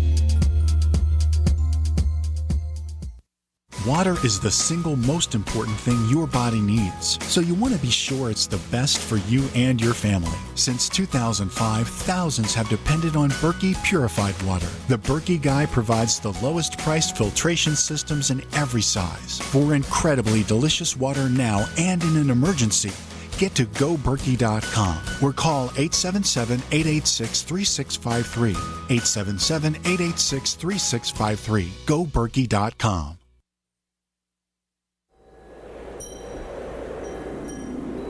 Hello, this is Rosemary Ellen Guiley, and you're listening to the Paracast, the gold standard of paranormal radio.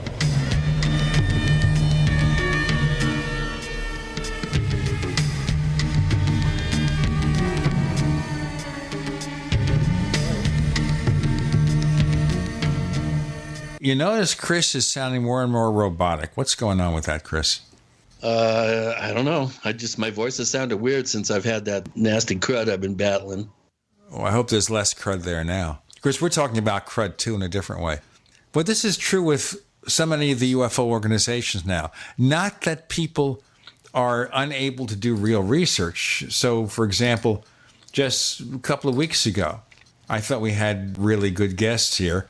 And one of them was Robert Powell, who's like the lead investigator for MUFON, director of research, and head of the Science Review Board.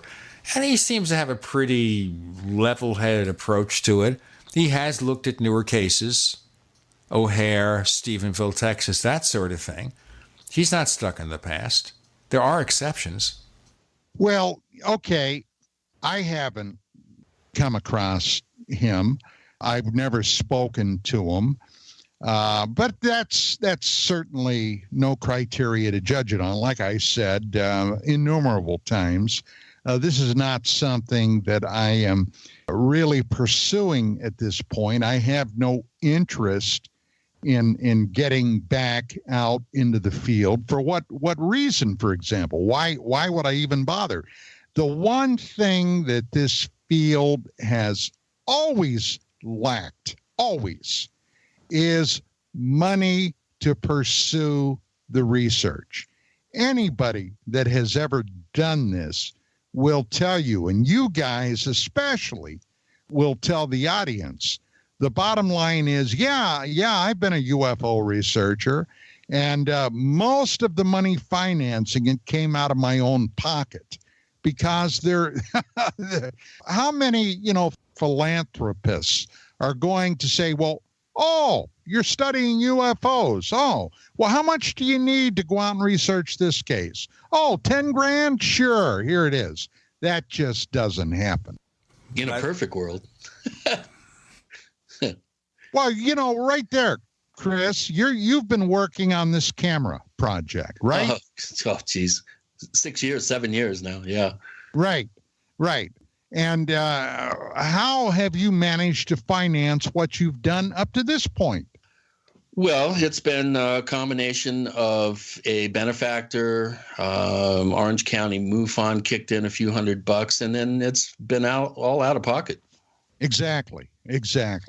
And until, we come down to another Robert Bigelow without being Robert Bigelow, okay, that's exactly how it's going to stay. Here's a case of a guy that, my heaven, if he wanted, okay, to make a positive impact, he could do it now. He could do it this afternoon. But look at his MO, his modus operandi. For a while, okay, he was going to finance out of his corporation, he was going to finance MUFON, and was it QFOS? There were three organizations that were all going to come together, and under the auspices of Bob Bigelow's umbrella, okay, he was going to be the sugar daddy to make this happen. And it went on for a short while, and then he pulled the plug on it. Kind of like his scientific research group that was at the Skinwalker Ranch. It ran for a while. He kept all the information to himself. We have no idea what actually happened or didn't happen down there because it's all proprietary. You know, part of the problem with MUFON and Bigelow is the fact that he apparently wanted control. That's one thing. Supposedly there were also other issues such as having them complete the work in a timely fashion. In other words, asking MUFON to investigate rather than collect. And I guess they fell down on the job. Sure. Because that's another reason, okay, that this field goes nowhere. Who out there today actually knows, and I'm talking about knows, how to conduct an actual investigation like a criminologist would conduct, like I did back in the day? All right? How many people actually know how to do that? Darn few, if any. Would you agree? What bothers me so much is the fact that they collect sightings and they go out there and they interview people, and MUFON has this forum that I guess they use, and they don't ask questions about the witness. It's always about the event. It's an event-driven investigation.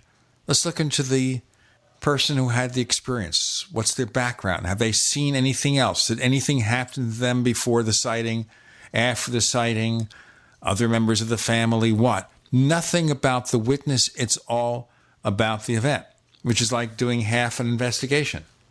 We had a guy years ago at UFO Magazine who went through a friend of mine, a TV producer, Russ Estes. That's a name you guys may recall. Yeah. Gave him a Polaroid photograph. Now, this guy claimed that he was sitting at home out near Zizek's Road. Are you familiar with that? Zizek's Road. It's on the 14 or 15 on the way to Las Vegas from California. Well, at any rate, this is where he lived. It's literally out in the middle of nowhere. And the story he told Russ to give to us was that one night he was sitting in his living room watching TV, and he felt somebody staring at him. And he turned around, and right outside his living room window, a gray alien was standing there looking in the living room. And it just so happened he had a Polaroid camera there. He grabbed the camera and snapped a picture. Here's my picture. Now, I looked at that. Now, I got to tell you, the skeptical hair on my neck immediately shot up. So I told Russ, I said, look, we're not going to do anything with this until I talk to this guy. Well, you know what? The guy didn't want to talk to me. And I did a little investigation about this guy. And then Vicki discovered we had a magazine that somebody had sent us, not UFO magazine, but it was actually from an oil corporation magazine. And inside the cover was an ad for something. And lo and behold, they were using the classic gray figure of a gray alien. And it was exactly the same alien in this photograph. You had this jerk, okay, trying to pawn off on us a phony picture to see if he could get it in UFO magazine. And that's the kind of stuff that went on all the time. Now, if it would have been Tim Beckley's magazine, Tim might very well have run that photograph, okay? But we didn't, so I did everything I could do to shame this guy. And the bottom line was, you've got to be on your toes all the time, but you got to know how to investigate it. A lot of people would have accepted that photograph on its face value. Now, what does that say about the field? Well, it says that there are, and very, very, very seldom, if ever, there were any professional standards to follow. Well, the other thing that bothers me so much is there's so little coordination. So National UFO Reporting Center has a database. MUFON has a database. But now talk to the people who work with both organizations and run them about taking these databases and merging them. All right? Making the information available to everyone. Professional jealousy. It's not going to happen. Of course. Okay. But you see, that's why we get nowhere. This field takes us nowhere. Let me do this, and then we'll continue with the final 4 segments with Don Ecker. We'd like you to listen to our other radio show after the Paracast, and the way to do that is to join the Paracast Plus. Go to plus.theparacast.com plus.theparacast.com for After the Paracast, the commercial-free version of the Paracast, and other goodies. And subscriptions start at just $1.49 a week, which is probably less than half the price of a coffee at Starbucks. Don't know about the price of coffee at McDonald's, but there you go. With Gene, Chris, and Don Ecker, you're in the Paracast.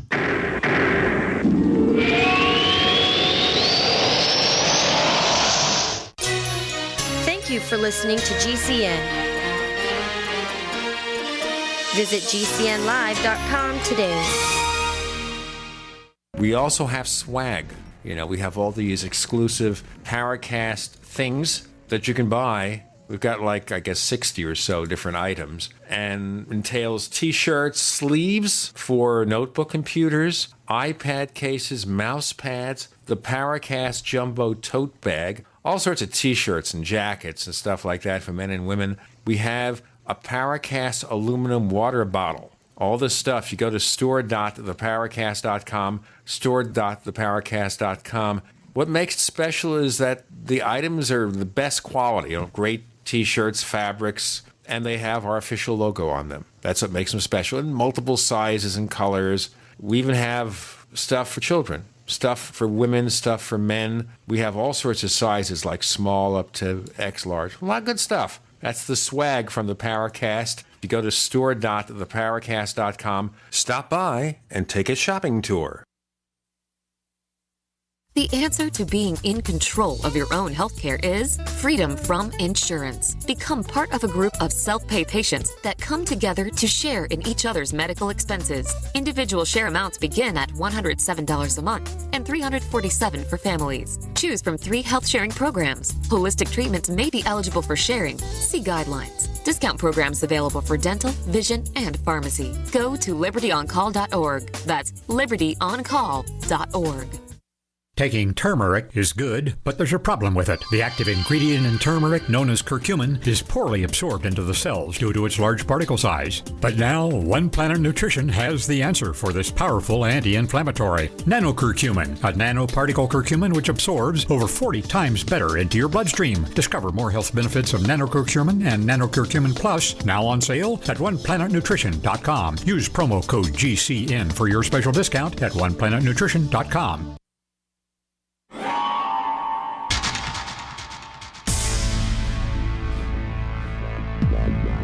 Welcome back to the Paracast, the gold standard of paranormal radio.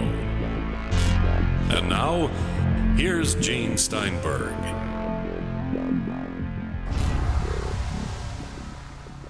So, shall we continue, Don Ecker? Absolutely. Now, just to bring up nothing here, I was looking at the latest newsletter from MUFON, February issue. And just to bring things into perspective, MUFON now not just sells a print magazine, they do have a digital version of it, which is cheaper. So if you want to become a MUFON member, it's less money. So we have some sort of press account with them. So I do have access to all or most of their recent issues. So let's start with that. So once again, this is the current issue, February 2017. Cover story, is the Earth being seeded with DNA-filled metallic spheres from space?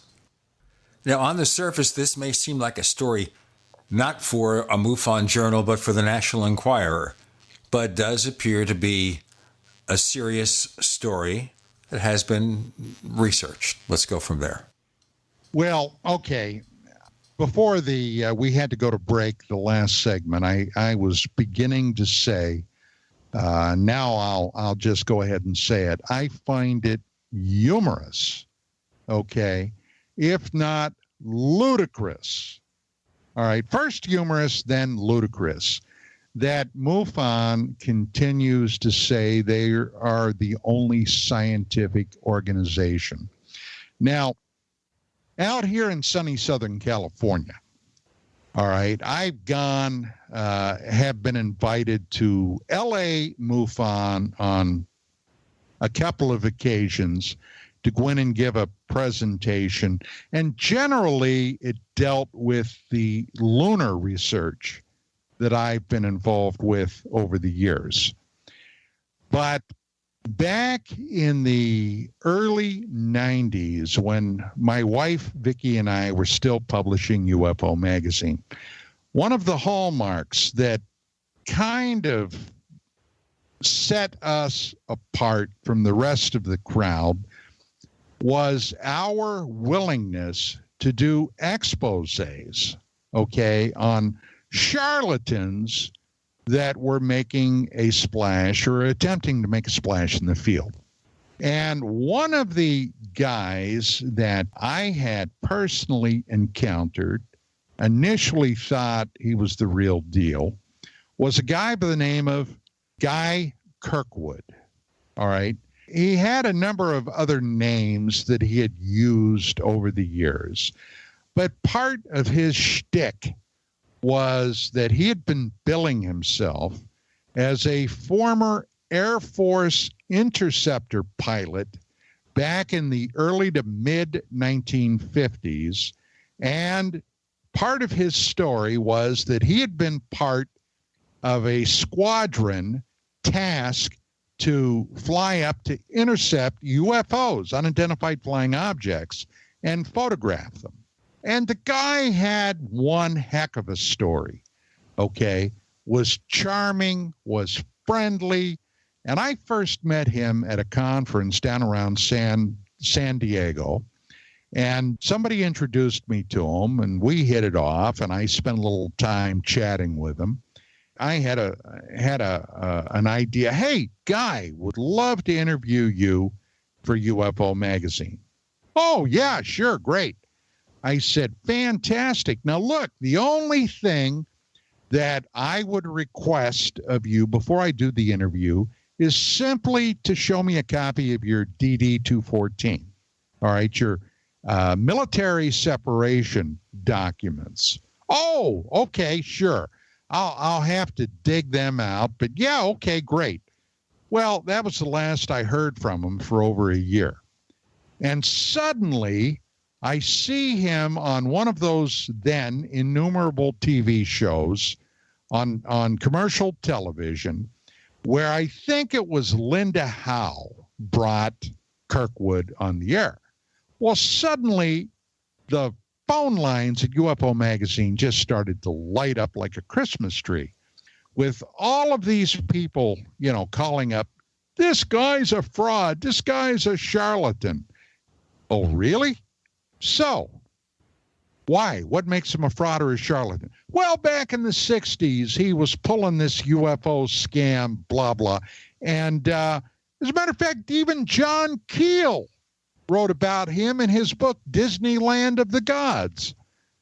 So I had a copy of Disneyland of the Gods, pulled it out, read it. Oh, yeah, there's Guy Kirkwood's name. And he had been pulling a scam back in the 60s with some guy down in Central America. It's a long story, and I'm not going to go into it here. But needless to say, I said, okay, well, Guy didn't want to come up here with his DD-214, so I'm going to go ahead, conduct research anyway. So you may remember back in those days, a congressman here in Southern California by the name of Bob Dornan, all right? B-1 Bomber Bob. Do you remember that guy's name? I do. Okay. So as it turned out, Dornan's brother had been a Look magazine photographer who had a rather amazing encounter with our old buddy Guy Kirkwood back in the 60s. So I called Dornan's brother up, and Vicki and I went and met him for lunch downtown here in Los Angeles one afternoon. Spent about 4.5 hours with him. His name was Don Dornan. And not only did he give me the lowdown on this guy, but he brought along a bunch of photographs that he had taken when he was examining that case himself in the 60s. Even Look magazine was going to write this guy up. Well, he discovered that it was all a fraud. Well, I ended up doing an extensive expose in UFO magazine, but I'm the kind of guy that's not going to stick you in the back, metaphorically speaking. If I'm going to stick you, you're going to be looking at me. So I called up Kirkwood, and I said, Guy, you never got back to me with your DD-214, but I'm writing an expose on you. And if you want to stop over at the office, I'll show you what I'm going to run ahead of time. And if you bring me your DD-214, I won't do it. Well, he came out. I handed him what I was running in the magazine. He read the whole thing, simply crapped out, handed it back, walked out the door, and was gone. Okay, we ran the article. So, with that being said, about 2 years later at the magazine, somebody called us up and said, did you see who they're having come out and give a presentation at LA MUFON? And I said, no, who? Guy Kirkwood. And I said, what? Everybody by that time knew that Guy Kirkwood was a total phony. A nice guy, a nice phony, but a phony. So the guy that was in charge of LA MUFON then was Don Waldrop. So I got on the phone and I called Waldrop up. And I said, Don, what are you guys doing? A lot of Dons there. Don Ecker, Don Dornan, now Don Waldrop. And I said, you guys at MUFON know this guy's a total phony? You know what he told me? And this was another reason that ultimately I had it with MUFON. Well, we're more interested in getting a big crowd in there who are going to be paying their $10 a ticket or whatever it was. And this guy draws the audience in. That is not the first or last example of MUFON putting people on the stage because they attract a crowd. We've got more to come with Don Ecker and Gene and Chris. You're in the Paracast.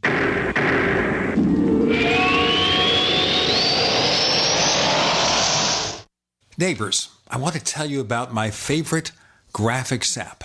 It's the award-winning Graphic Converter. You know, Graphic Converter is the universal genius for photo editing on your Mac.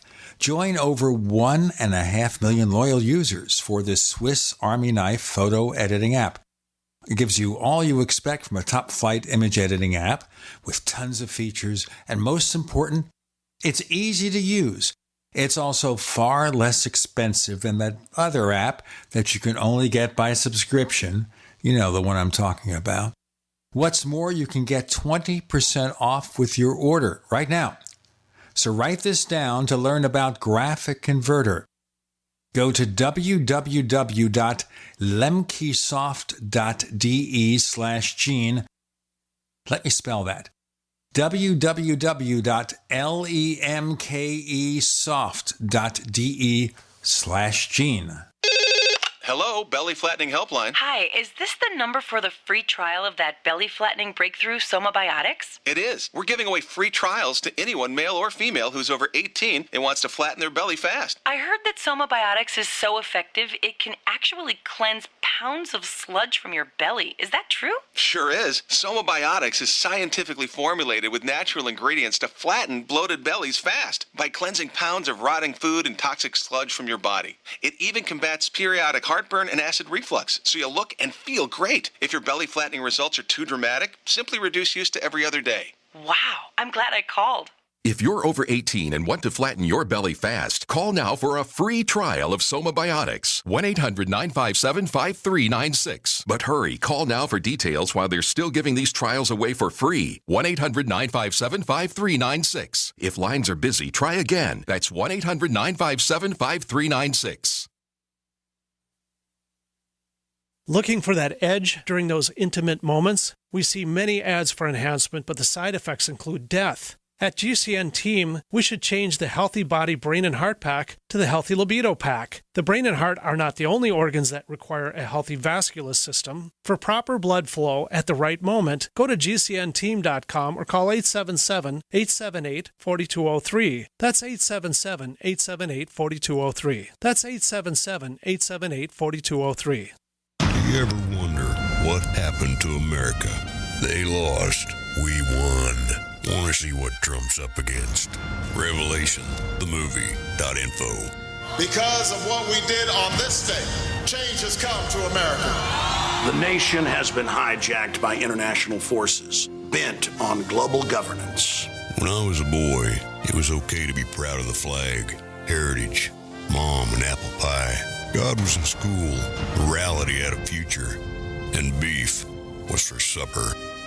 Revelation, dawn of global government. We're the solution. Americans. Ain't nothing more to it than that. Starring Alex Jones, Charlie Daniels, and Special Ops General Jerry Boykin. Theatrical screenings on demand. DVDs now available. Want to shed some tears over the red, white, and blue? Americans need to see this film.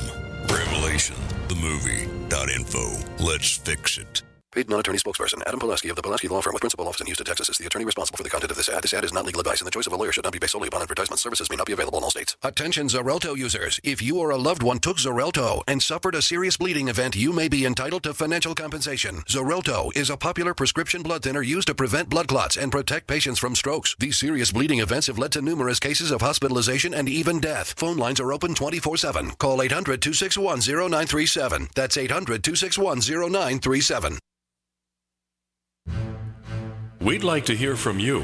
If you have a comment or question about the Paracast, send it to news@theparacast.com. That's news@theparacast.com. And don't forget to visit our famous Paracast community forums at forum.theparacast.com. We have a couple of questions from listeners, by the way, that Chris will bring up in a moment. But I want to mention something here. There was another organization, Missouri MUFON, that was going to bring on that character whose name shall not be mentioned, who's the American representative of course, the one-armed UFO contactee, okay, Billy Meyer. And we heard of this, and one of the people associated with that organization, Margie Kay, had been on the Paracast. And I said to her, what do you think you're doing? Well, a few weeks later, he was disinvited. They didn't disinvite anybody that draws a crowd out here in L.A. So now MUFON, Waldrop left, and he moved from California back. I believe he went to Florida. And then they had some other people take over the MUFON group here. Now, I knew, and still do, the people who always did the audio visual for L.A. MUFON. And they had somebody else that came in then.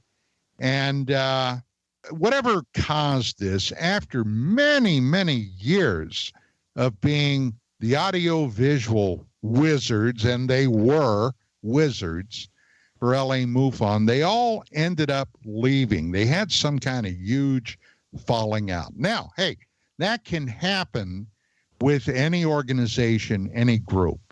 I mean, you have internal politics, you have people for whatever reason that don't get along with each other, and sometimes these people will pick up their marbles and go home.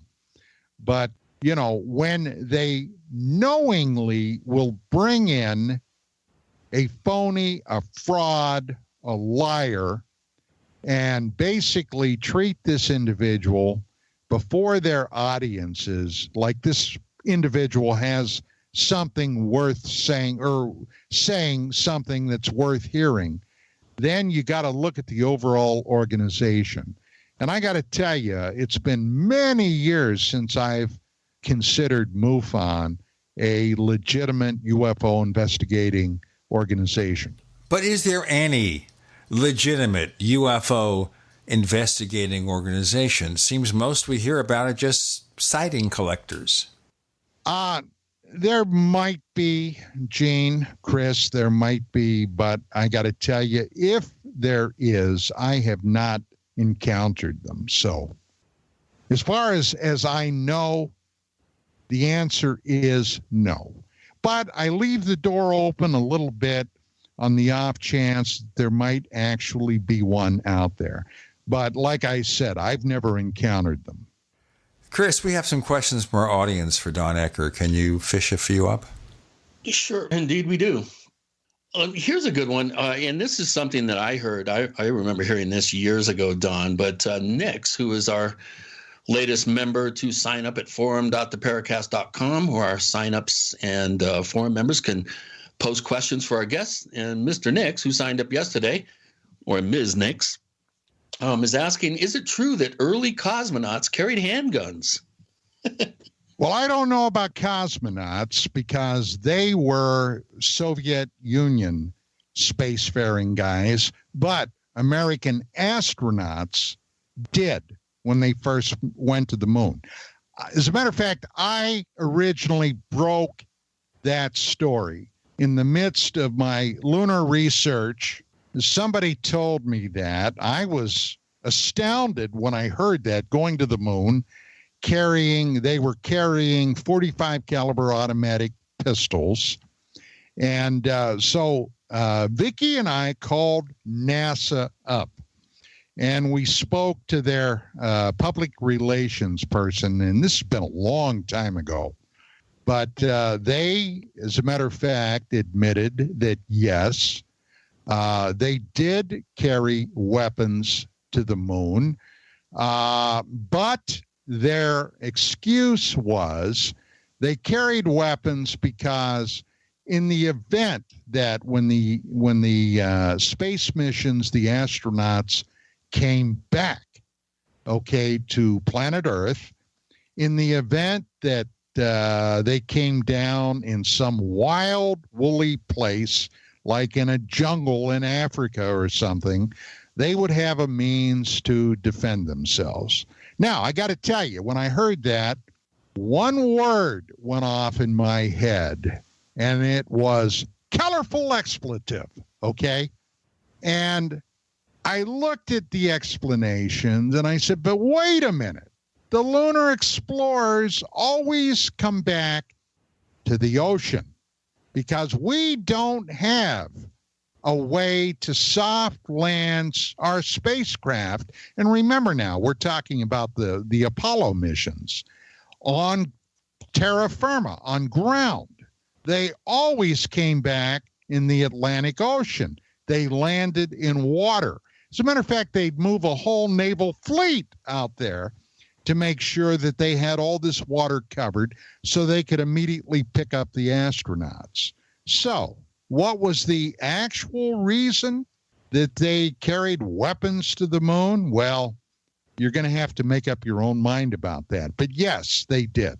More questions, Chris? This one comes from Walter Bosley, who's a fellow LA area researcher and author.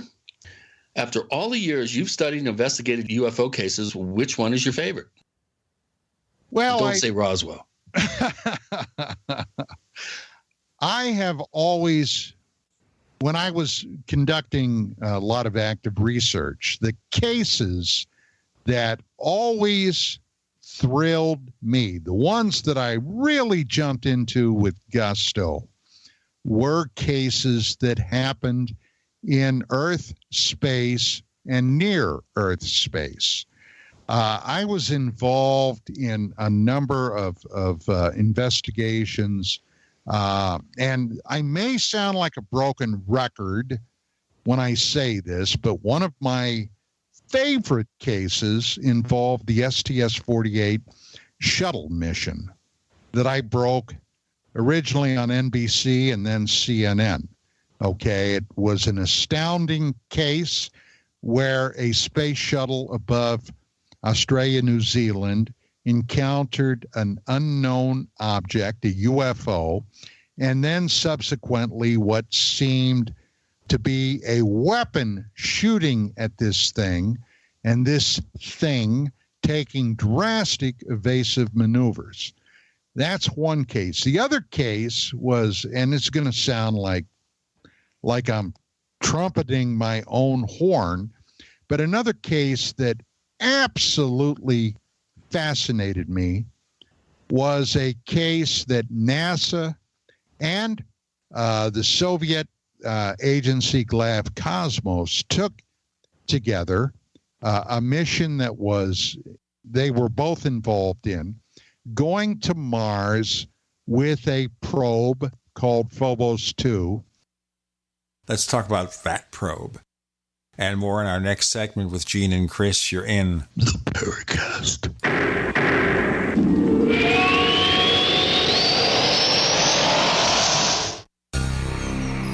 Thank you for listening to GCN.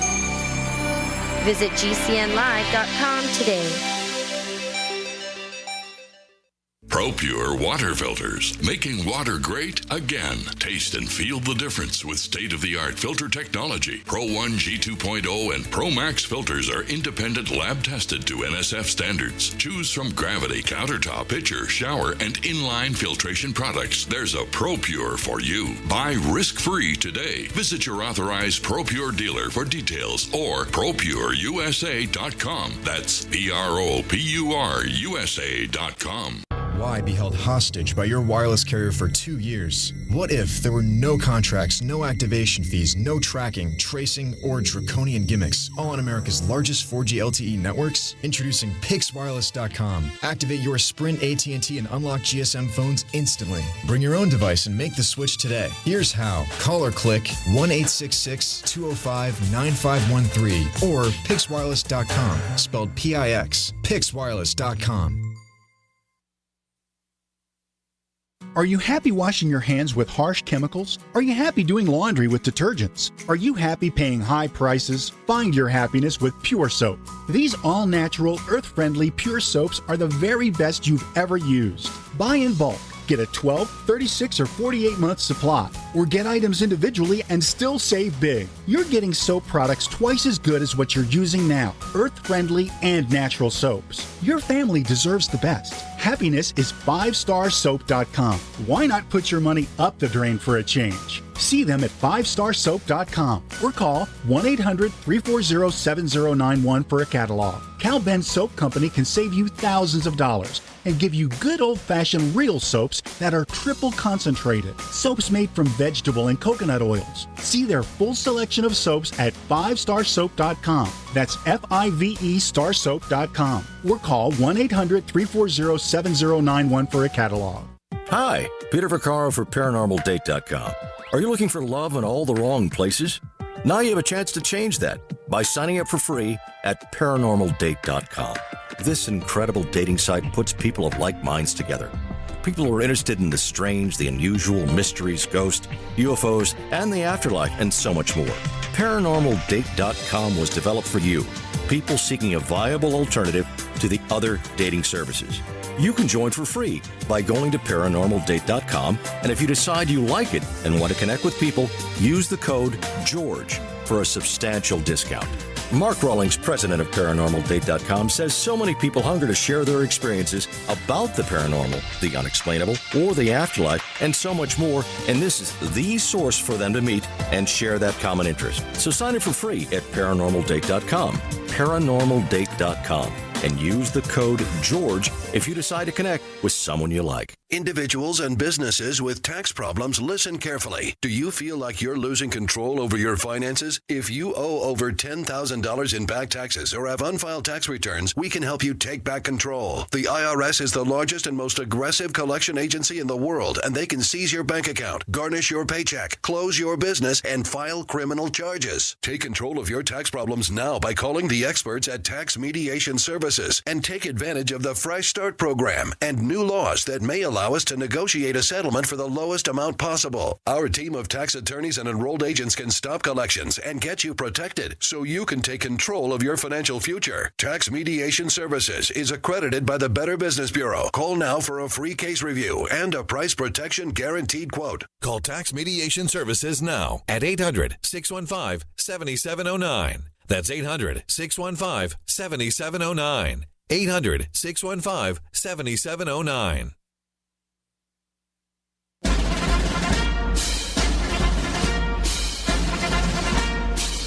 Hi, it's Grant Cameron from PresidentialUFO.com. You're listening to the Paracast, the gold standard of paranormal radio.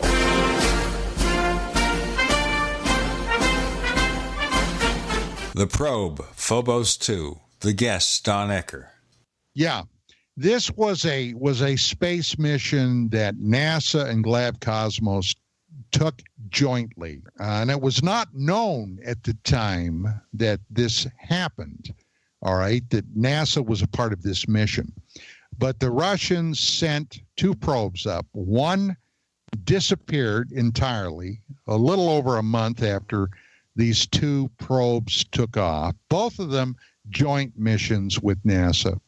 And the other one got to Mars, then photographed an absolutely, according to the Russians, an enormous cigar-shaped object right before their probe was rammed and subsequently destroyed.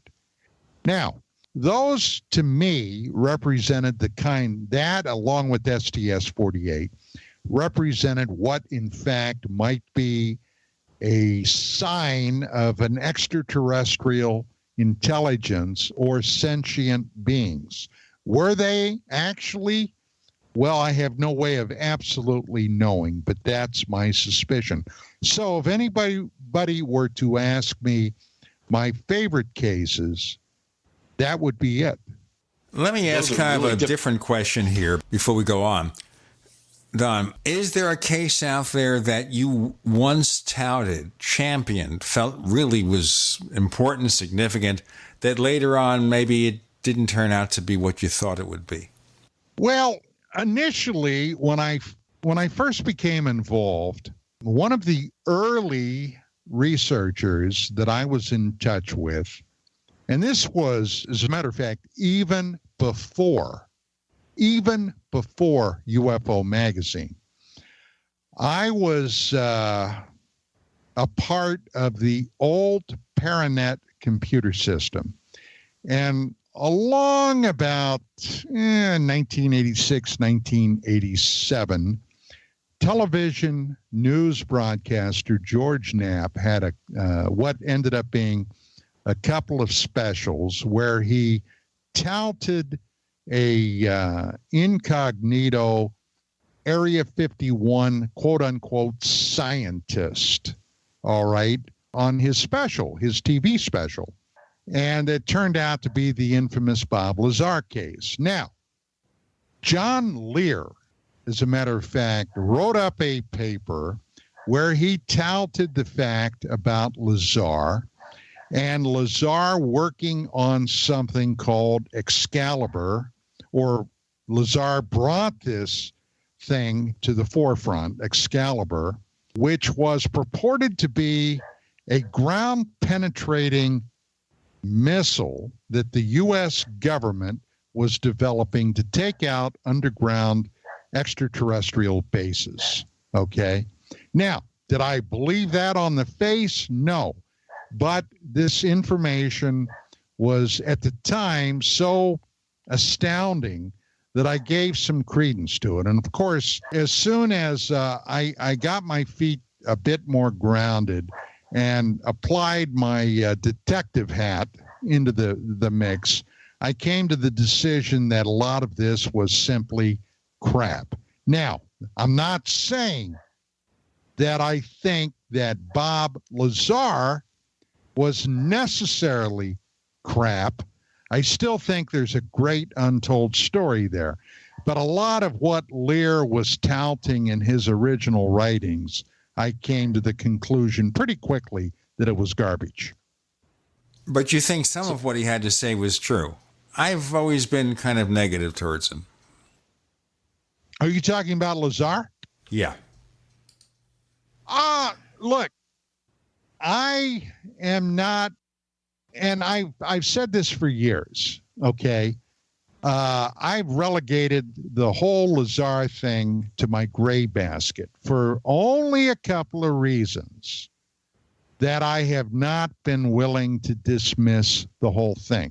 And I've also repeated this on the Paracast in the past. Number one, when George Knapp first broke that story, I think all of us here will agree that Knapp is a good reporter. And Knapp, as he told me privately, okay, in the past, Knapp, before he ever did anything with the whole Lazar story, had in years past talked to a number of former people that worked out at what Knapp referred to as the site, Area 51. So when Lazar came forward, Knapp had a series of questions that he asked Lazar. Like, for example, and I'm pulling these from memory, but where was the cafeteria located? Okay. And once you're at the cafeteria, how do you get to the bathroom? There's a bathroom there, right? And what were the color of the walls in there? In other words, Knapp was utilizing some tricks or techniques to find out if Lazar could pass those tests. And according to Knapp, yeah, he did. Okay. Then the other thing that always stuck with me was the fact that Lazar took Lear and several other people, including his then buddy, Gene Huff, out to the black mailbox area where they could witness some of these exotic, whatever they are, flying around the mountains. And they even recorded it on a camcorder.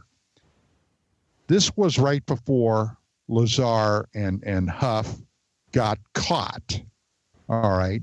So that, to me, convinced me that, yeah, Lazar had some kind of information that he was able to take these people out and show them. Now, does that necessarily mean that he worked at S4 on recovered extraterrestrial spaceships? No, that doesn't prove that. But what it does prove is that he had information that if he were a total fraud, he wouldn't have had. So, like I said, in my gray basket. And it's possible the other stuff colored or was meant to deflect from the sources from which he got the information. Well, I work there.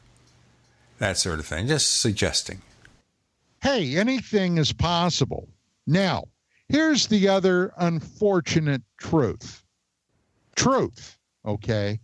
The fact of the matter is, hey, pal, we'll never know. Well, that's always encouraging. That's about the UFO field in general. Chris, some more questions? Sure. Okay, this one comes from Matthew, 1977. He's been a member of the Paracast for 2 years, and he's wondering, what are the sources of the best evidence that alien bases are on the moon?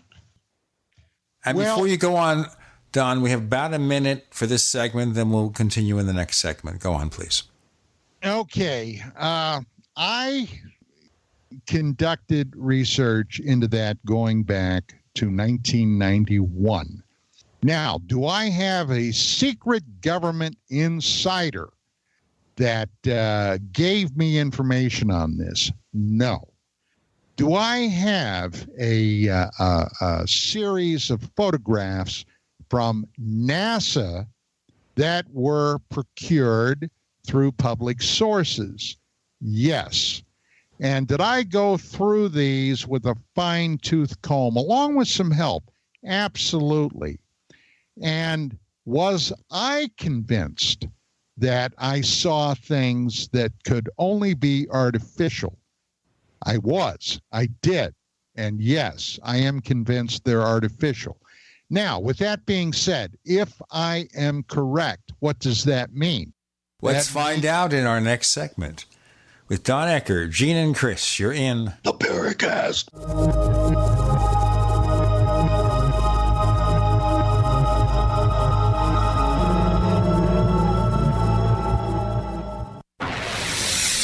You are listening to GCN.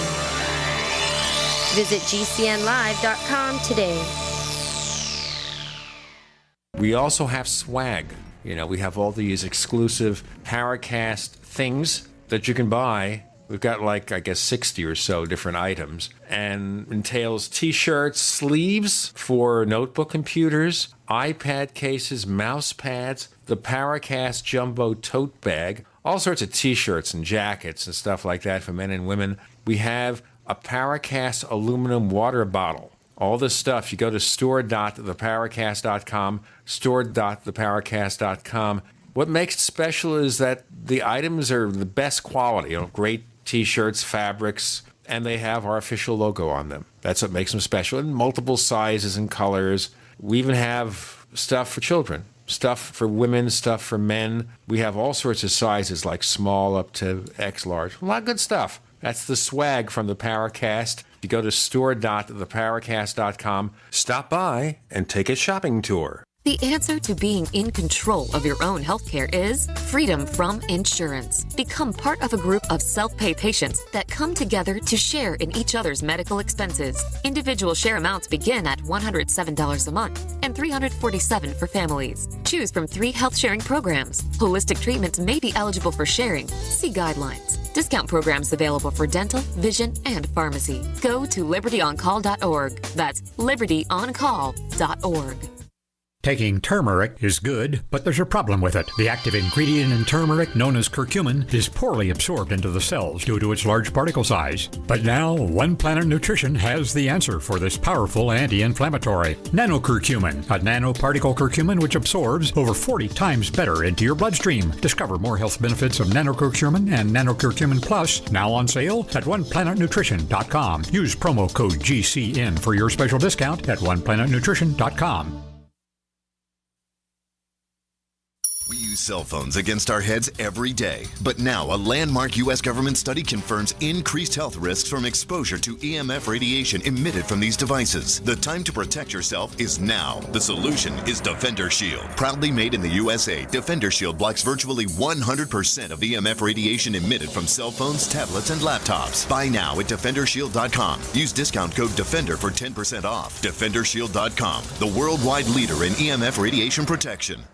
Dangerous blood clot device alert. If you or a loved one had an IVC filter placed to prevent blood clots from traveling to your heart or lungs and suffered an injury, you may be entitled to substantial financial compensation. The FDA warns that IVC filters may cause serious complications, such as heart or lung damage, internal bleeding, and even death. These dangerous blood clot devices can break, and the metal fragments can travel to your heart or lungs, causing serious injuries. If you or a loved loved one suffered organ damage or other injuries from an IVC filter, you may be entitled to substantial financial compensation. Act now. Time is limited to file a claim. For a free consultation and free information, call Injury Help Desk at 800-478-1507. 800-478-1507. 800-478-1507. This is an advertisement. Paid non-attorney spokesperson. InjuryHelpDesk.com is responsible for this advertisement. Principal office, Las Vegas, Nevada.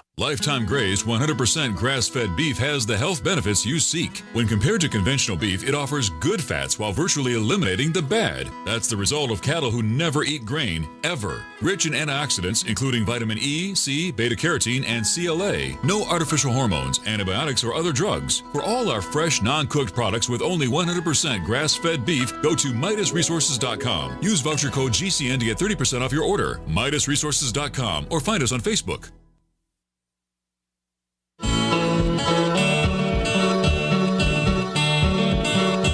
This is Micah Hanks of the Gray Alien Report, and you're listening to the Paracast, the gold standard of paranormal radio.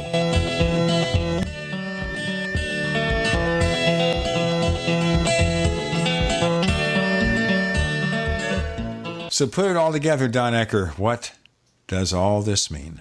With that being said from the last segment, what that means to me is that at some point in the past, or perhaps today, I am 85% convinced that there was and maybe still is an operating outpost on the far side of the moon. I think that at some point there were somebody that was utilizing a base on the moon. Now, does that necessarily mean extraterrestrials? No, there are other possibilities if you go with the assumption that I'm correct about artificial structures being on the moon. We cannot even agree today on who murdered President John F. Kennedy. That's almost as contentious a topic as talking about what the last election was. You'll get 1,000 different opinions. Now, that was a relatively short time ago, 1963. With that being said, when did humanity first appear on planet Earth? That's another topic that no one can agree on. However, we do know that human beings have been here on planet Earth a long time.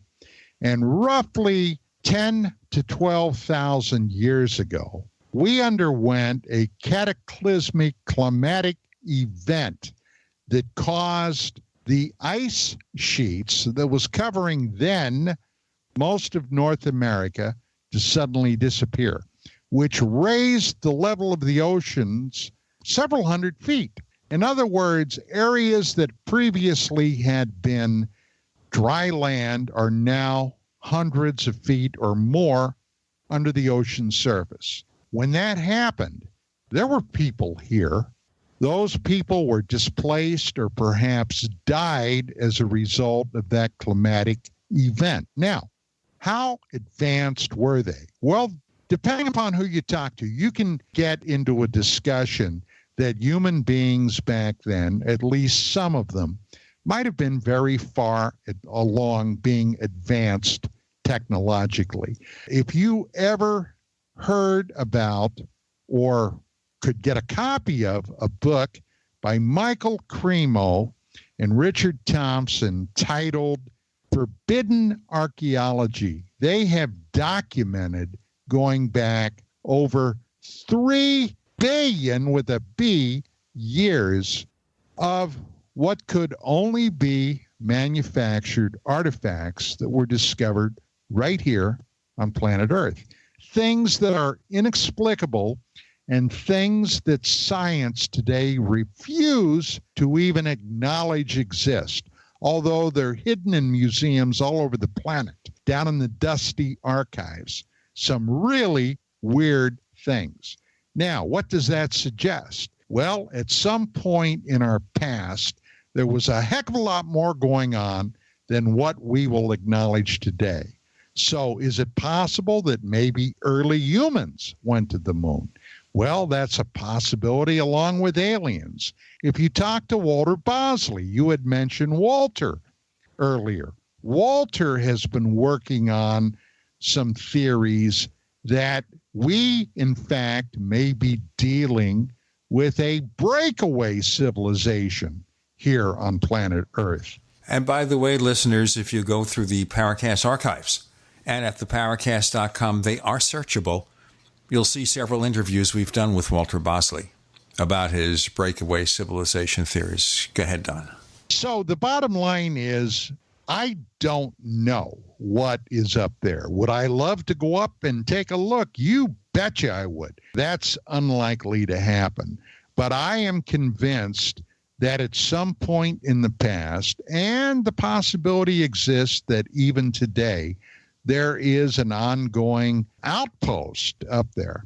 That's something, if you look at the entire lunar program, would seem to suggest that maybe I am on the right path. And I'm certainly not the only one that has thought about that. What's bothered me, Don, over the years is the fact that we gave up on at least public lunar exploration so quickly. That is fodder, Gene, for an entire show based strictly on Apollo. With the time left, there's no way that I can give any a responsible answer to something that is in-depth and detailed as I would like to. Now we're talking about, we'll go to Mars, we'll do this. And I'm thinking it's going to happen in, 2020, 25, 30, 35? What happened in 1980? Gene, let me interject something here. I just read a pretty extensive article that is saying that now, because of new findings related to the amount of radiation that our Martian astronauts, potential Martian astronauts, would be susceptible to, that we do not have the technology to protect them. And by the time they would get to Mars, there was an over, I think, 50 or 60% chance that they would die early deaths and probably develop cancer because of the cosmic radiation and the fact that they're just not sufficiently shielded. That pushes back any sort of Martian expedition all the way to 2070 or something. So therefore, Elon Musk is not going to realize his dream. Unless he comes up with some technology that is able to duplicate 2 meters of water around the entire ship, that would be enough to protect astronauts from catastrophic radiation damage. Well, a friend of mine, and I believe you guys have interviewed him, Dr. John Brandenburg, has been off and on working for a long time on a way to get to Mars in a much quicker time frame than what was originally thought to be the case. In other words, months and months and months. And I recently talked to Brandenburg, and I asked him, as a matter of fact, about that very thing, about cosmic radiation. And he seems to think that it's very possible that they have the technology available now to shield the astronauts. Now, whether they do or don't, I do not know.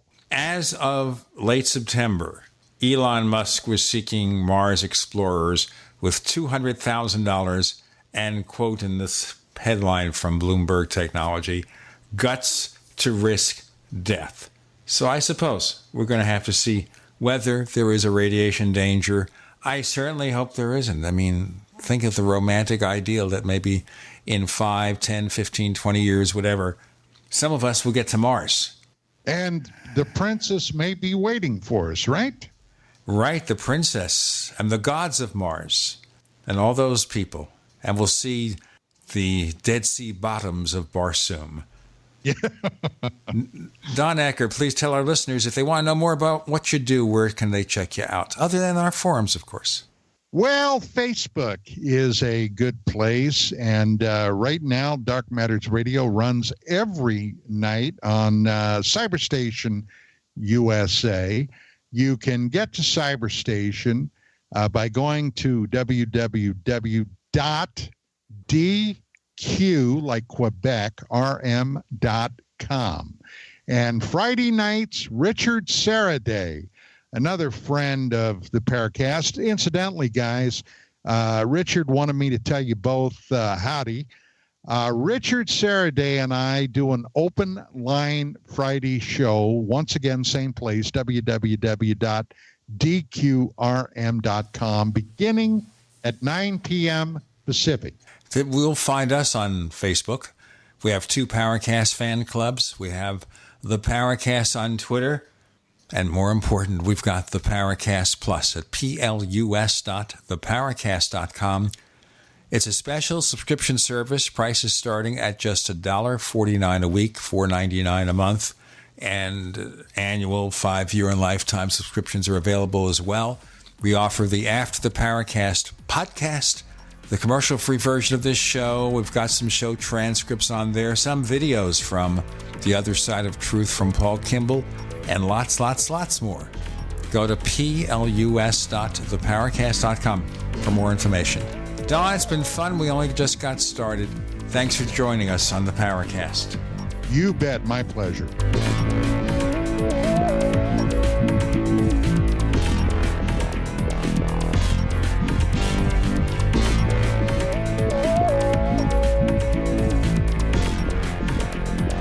The Paracast, featuring Gene Steinberg and Christopher O'Brien, is a copyrighted presentation of Making the Impossible, Incorporated. Tune in next week for a new adventure in The Paracast.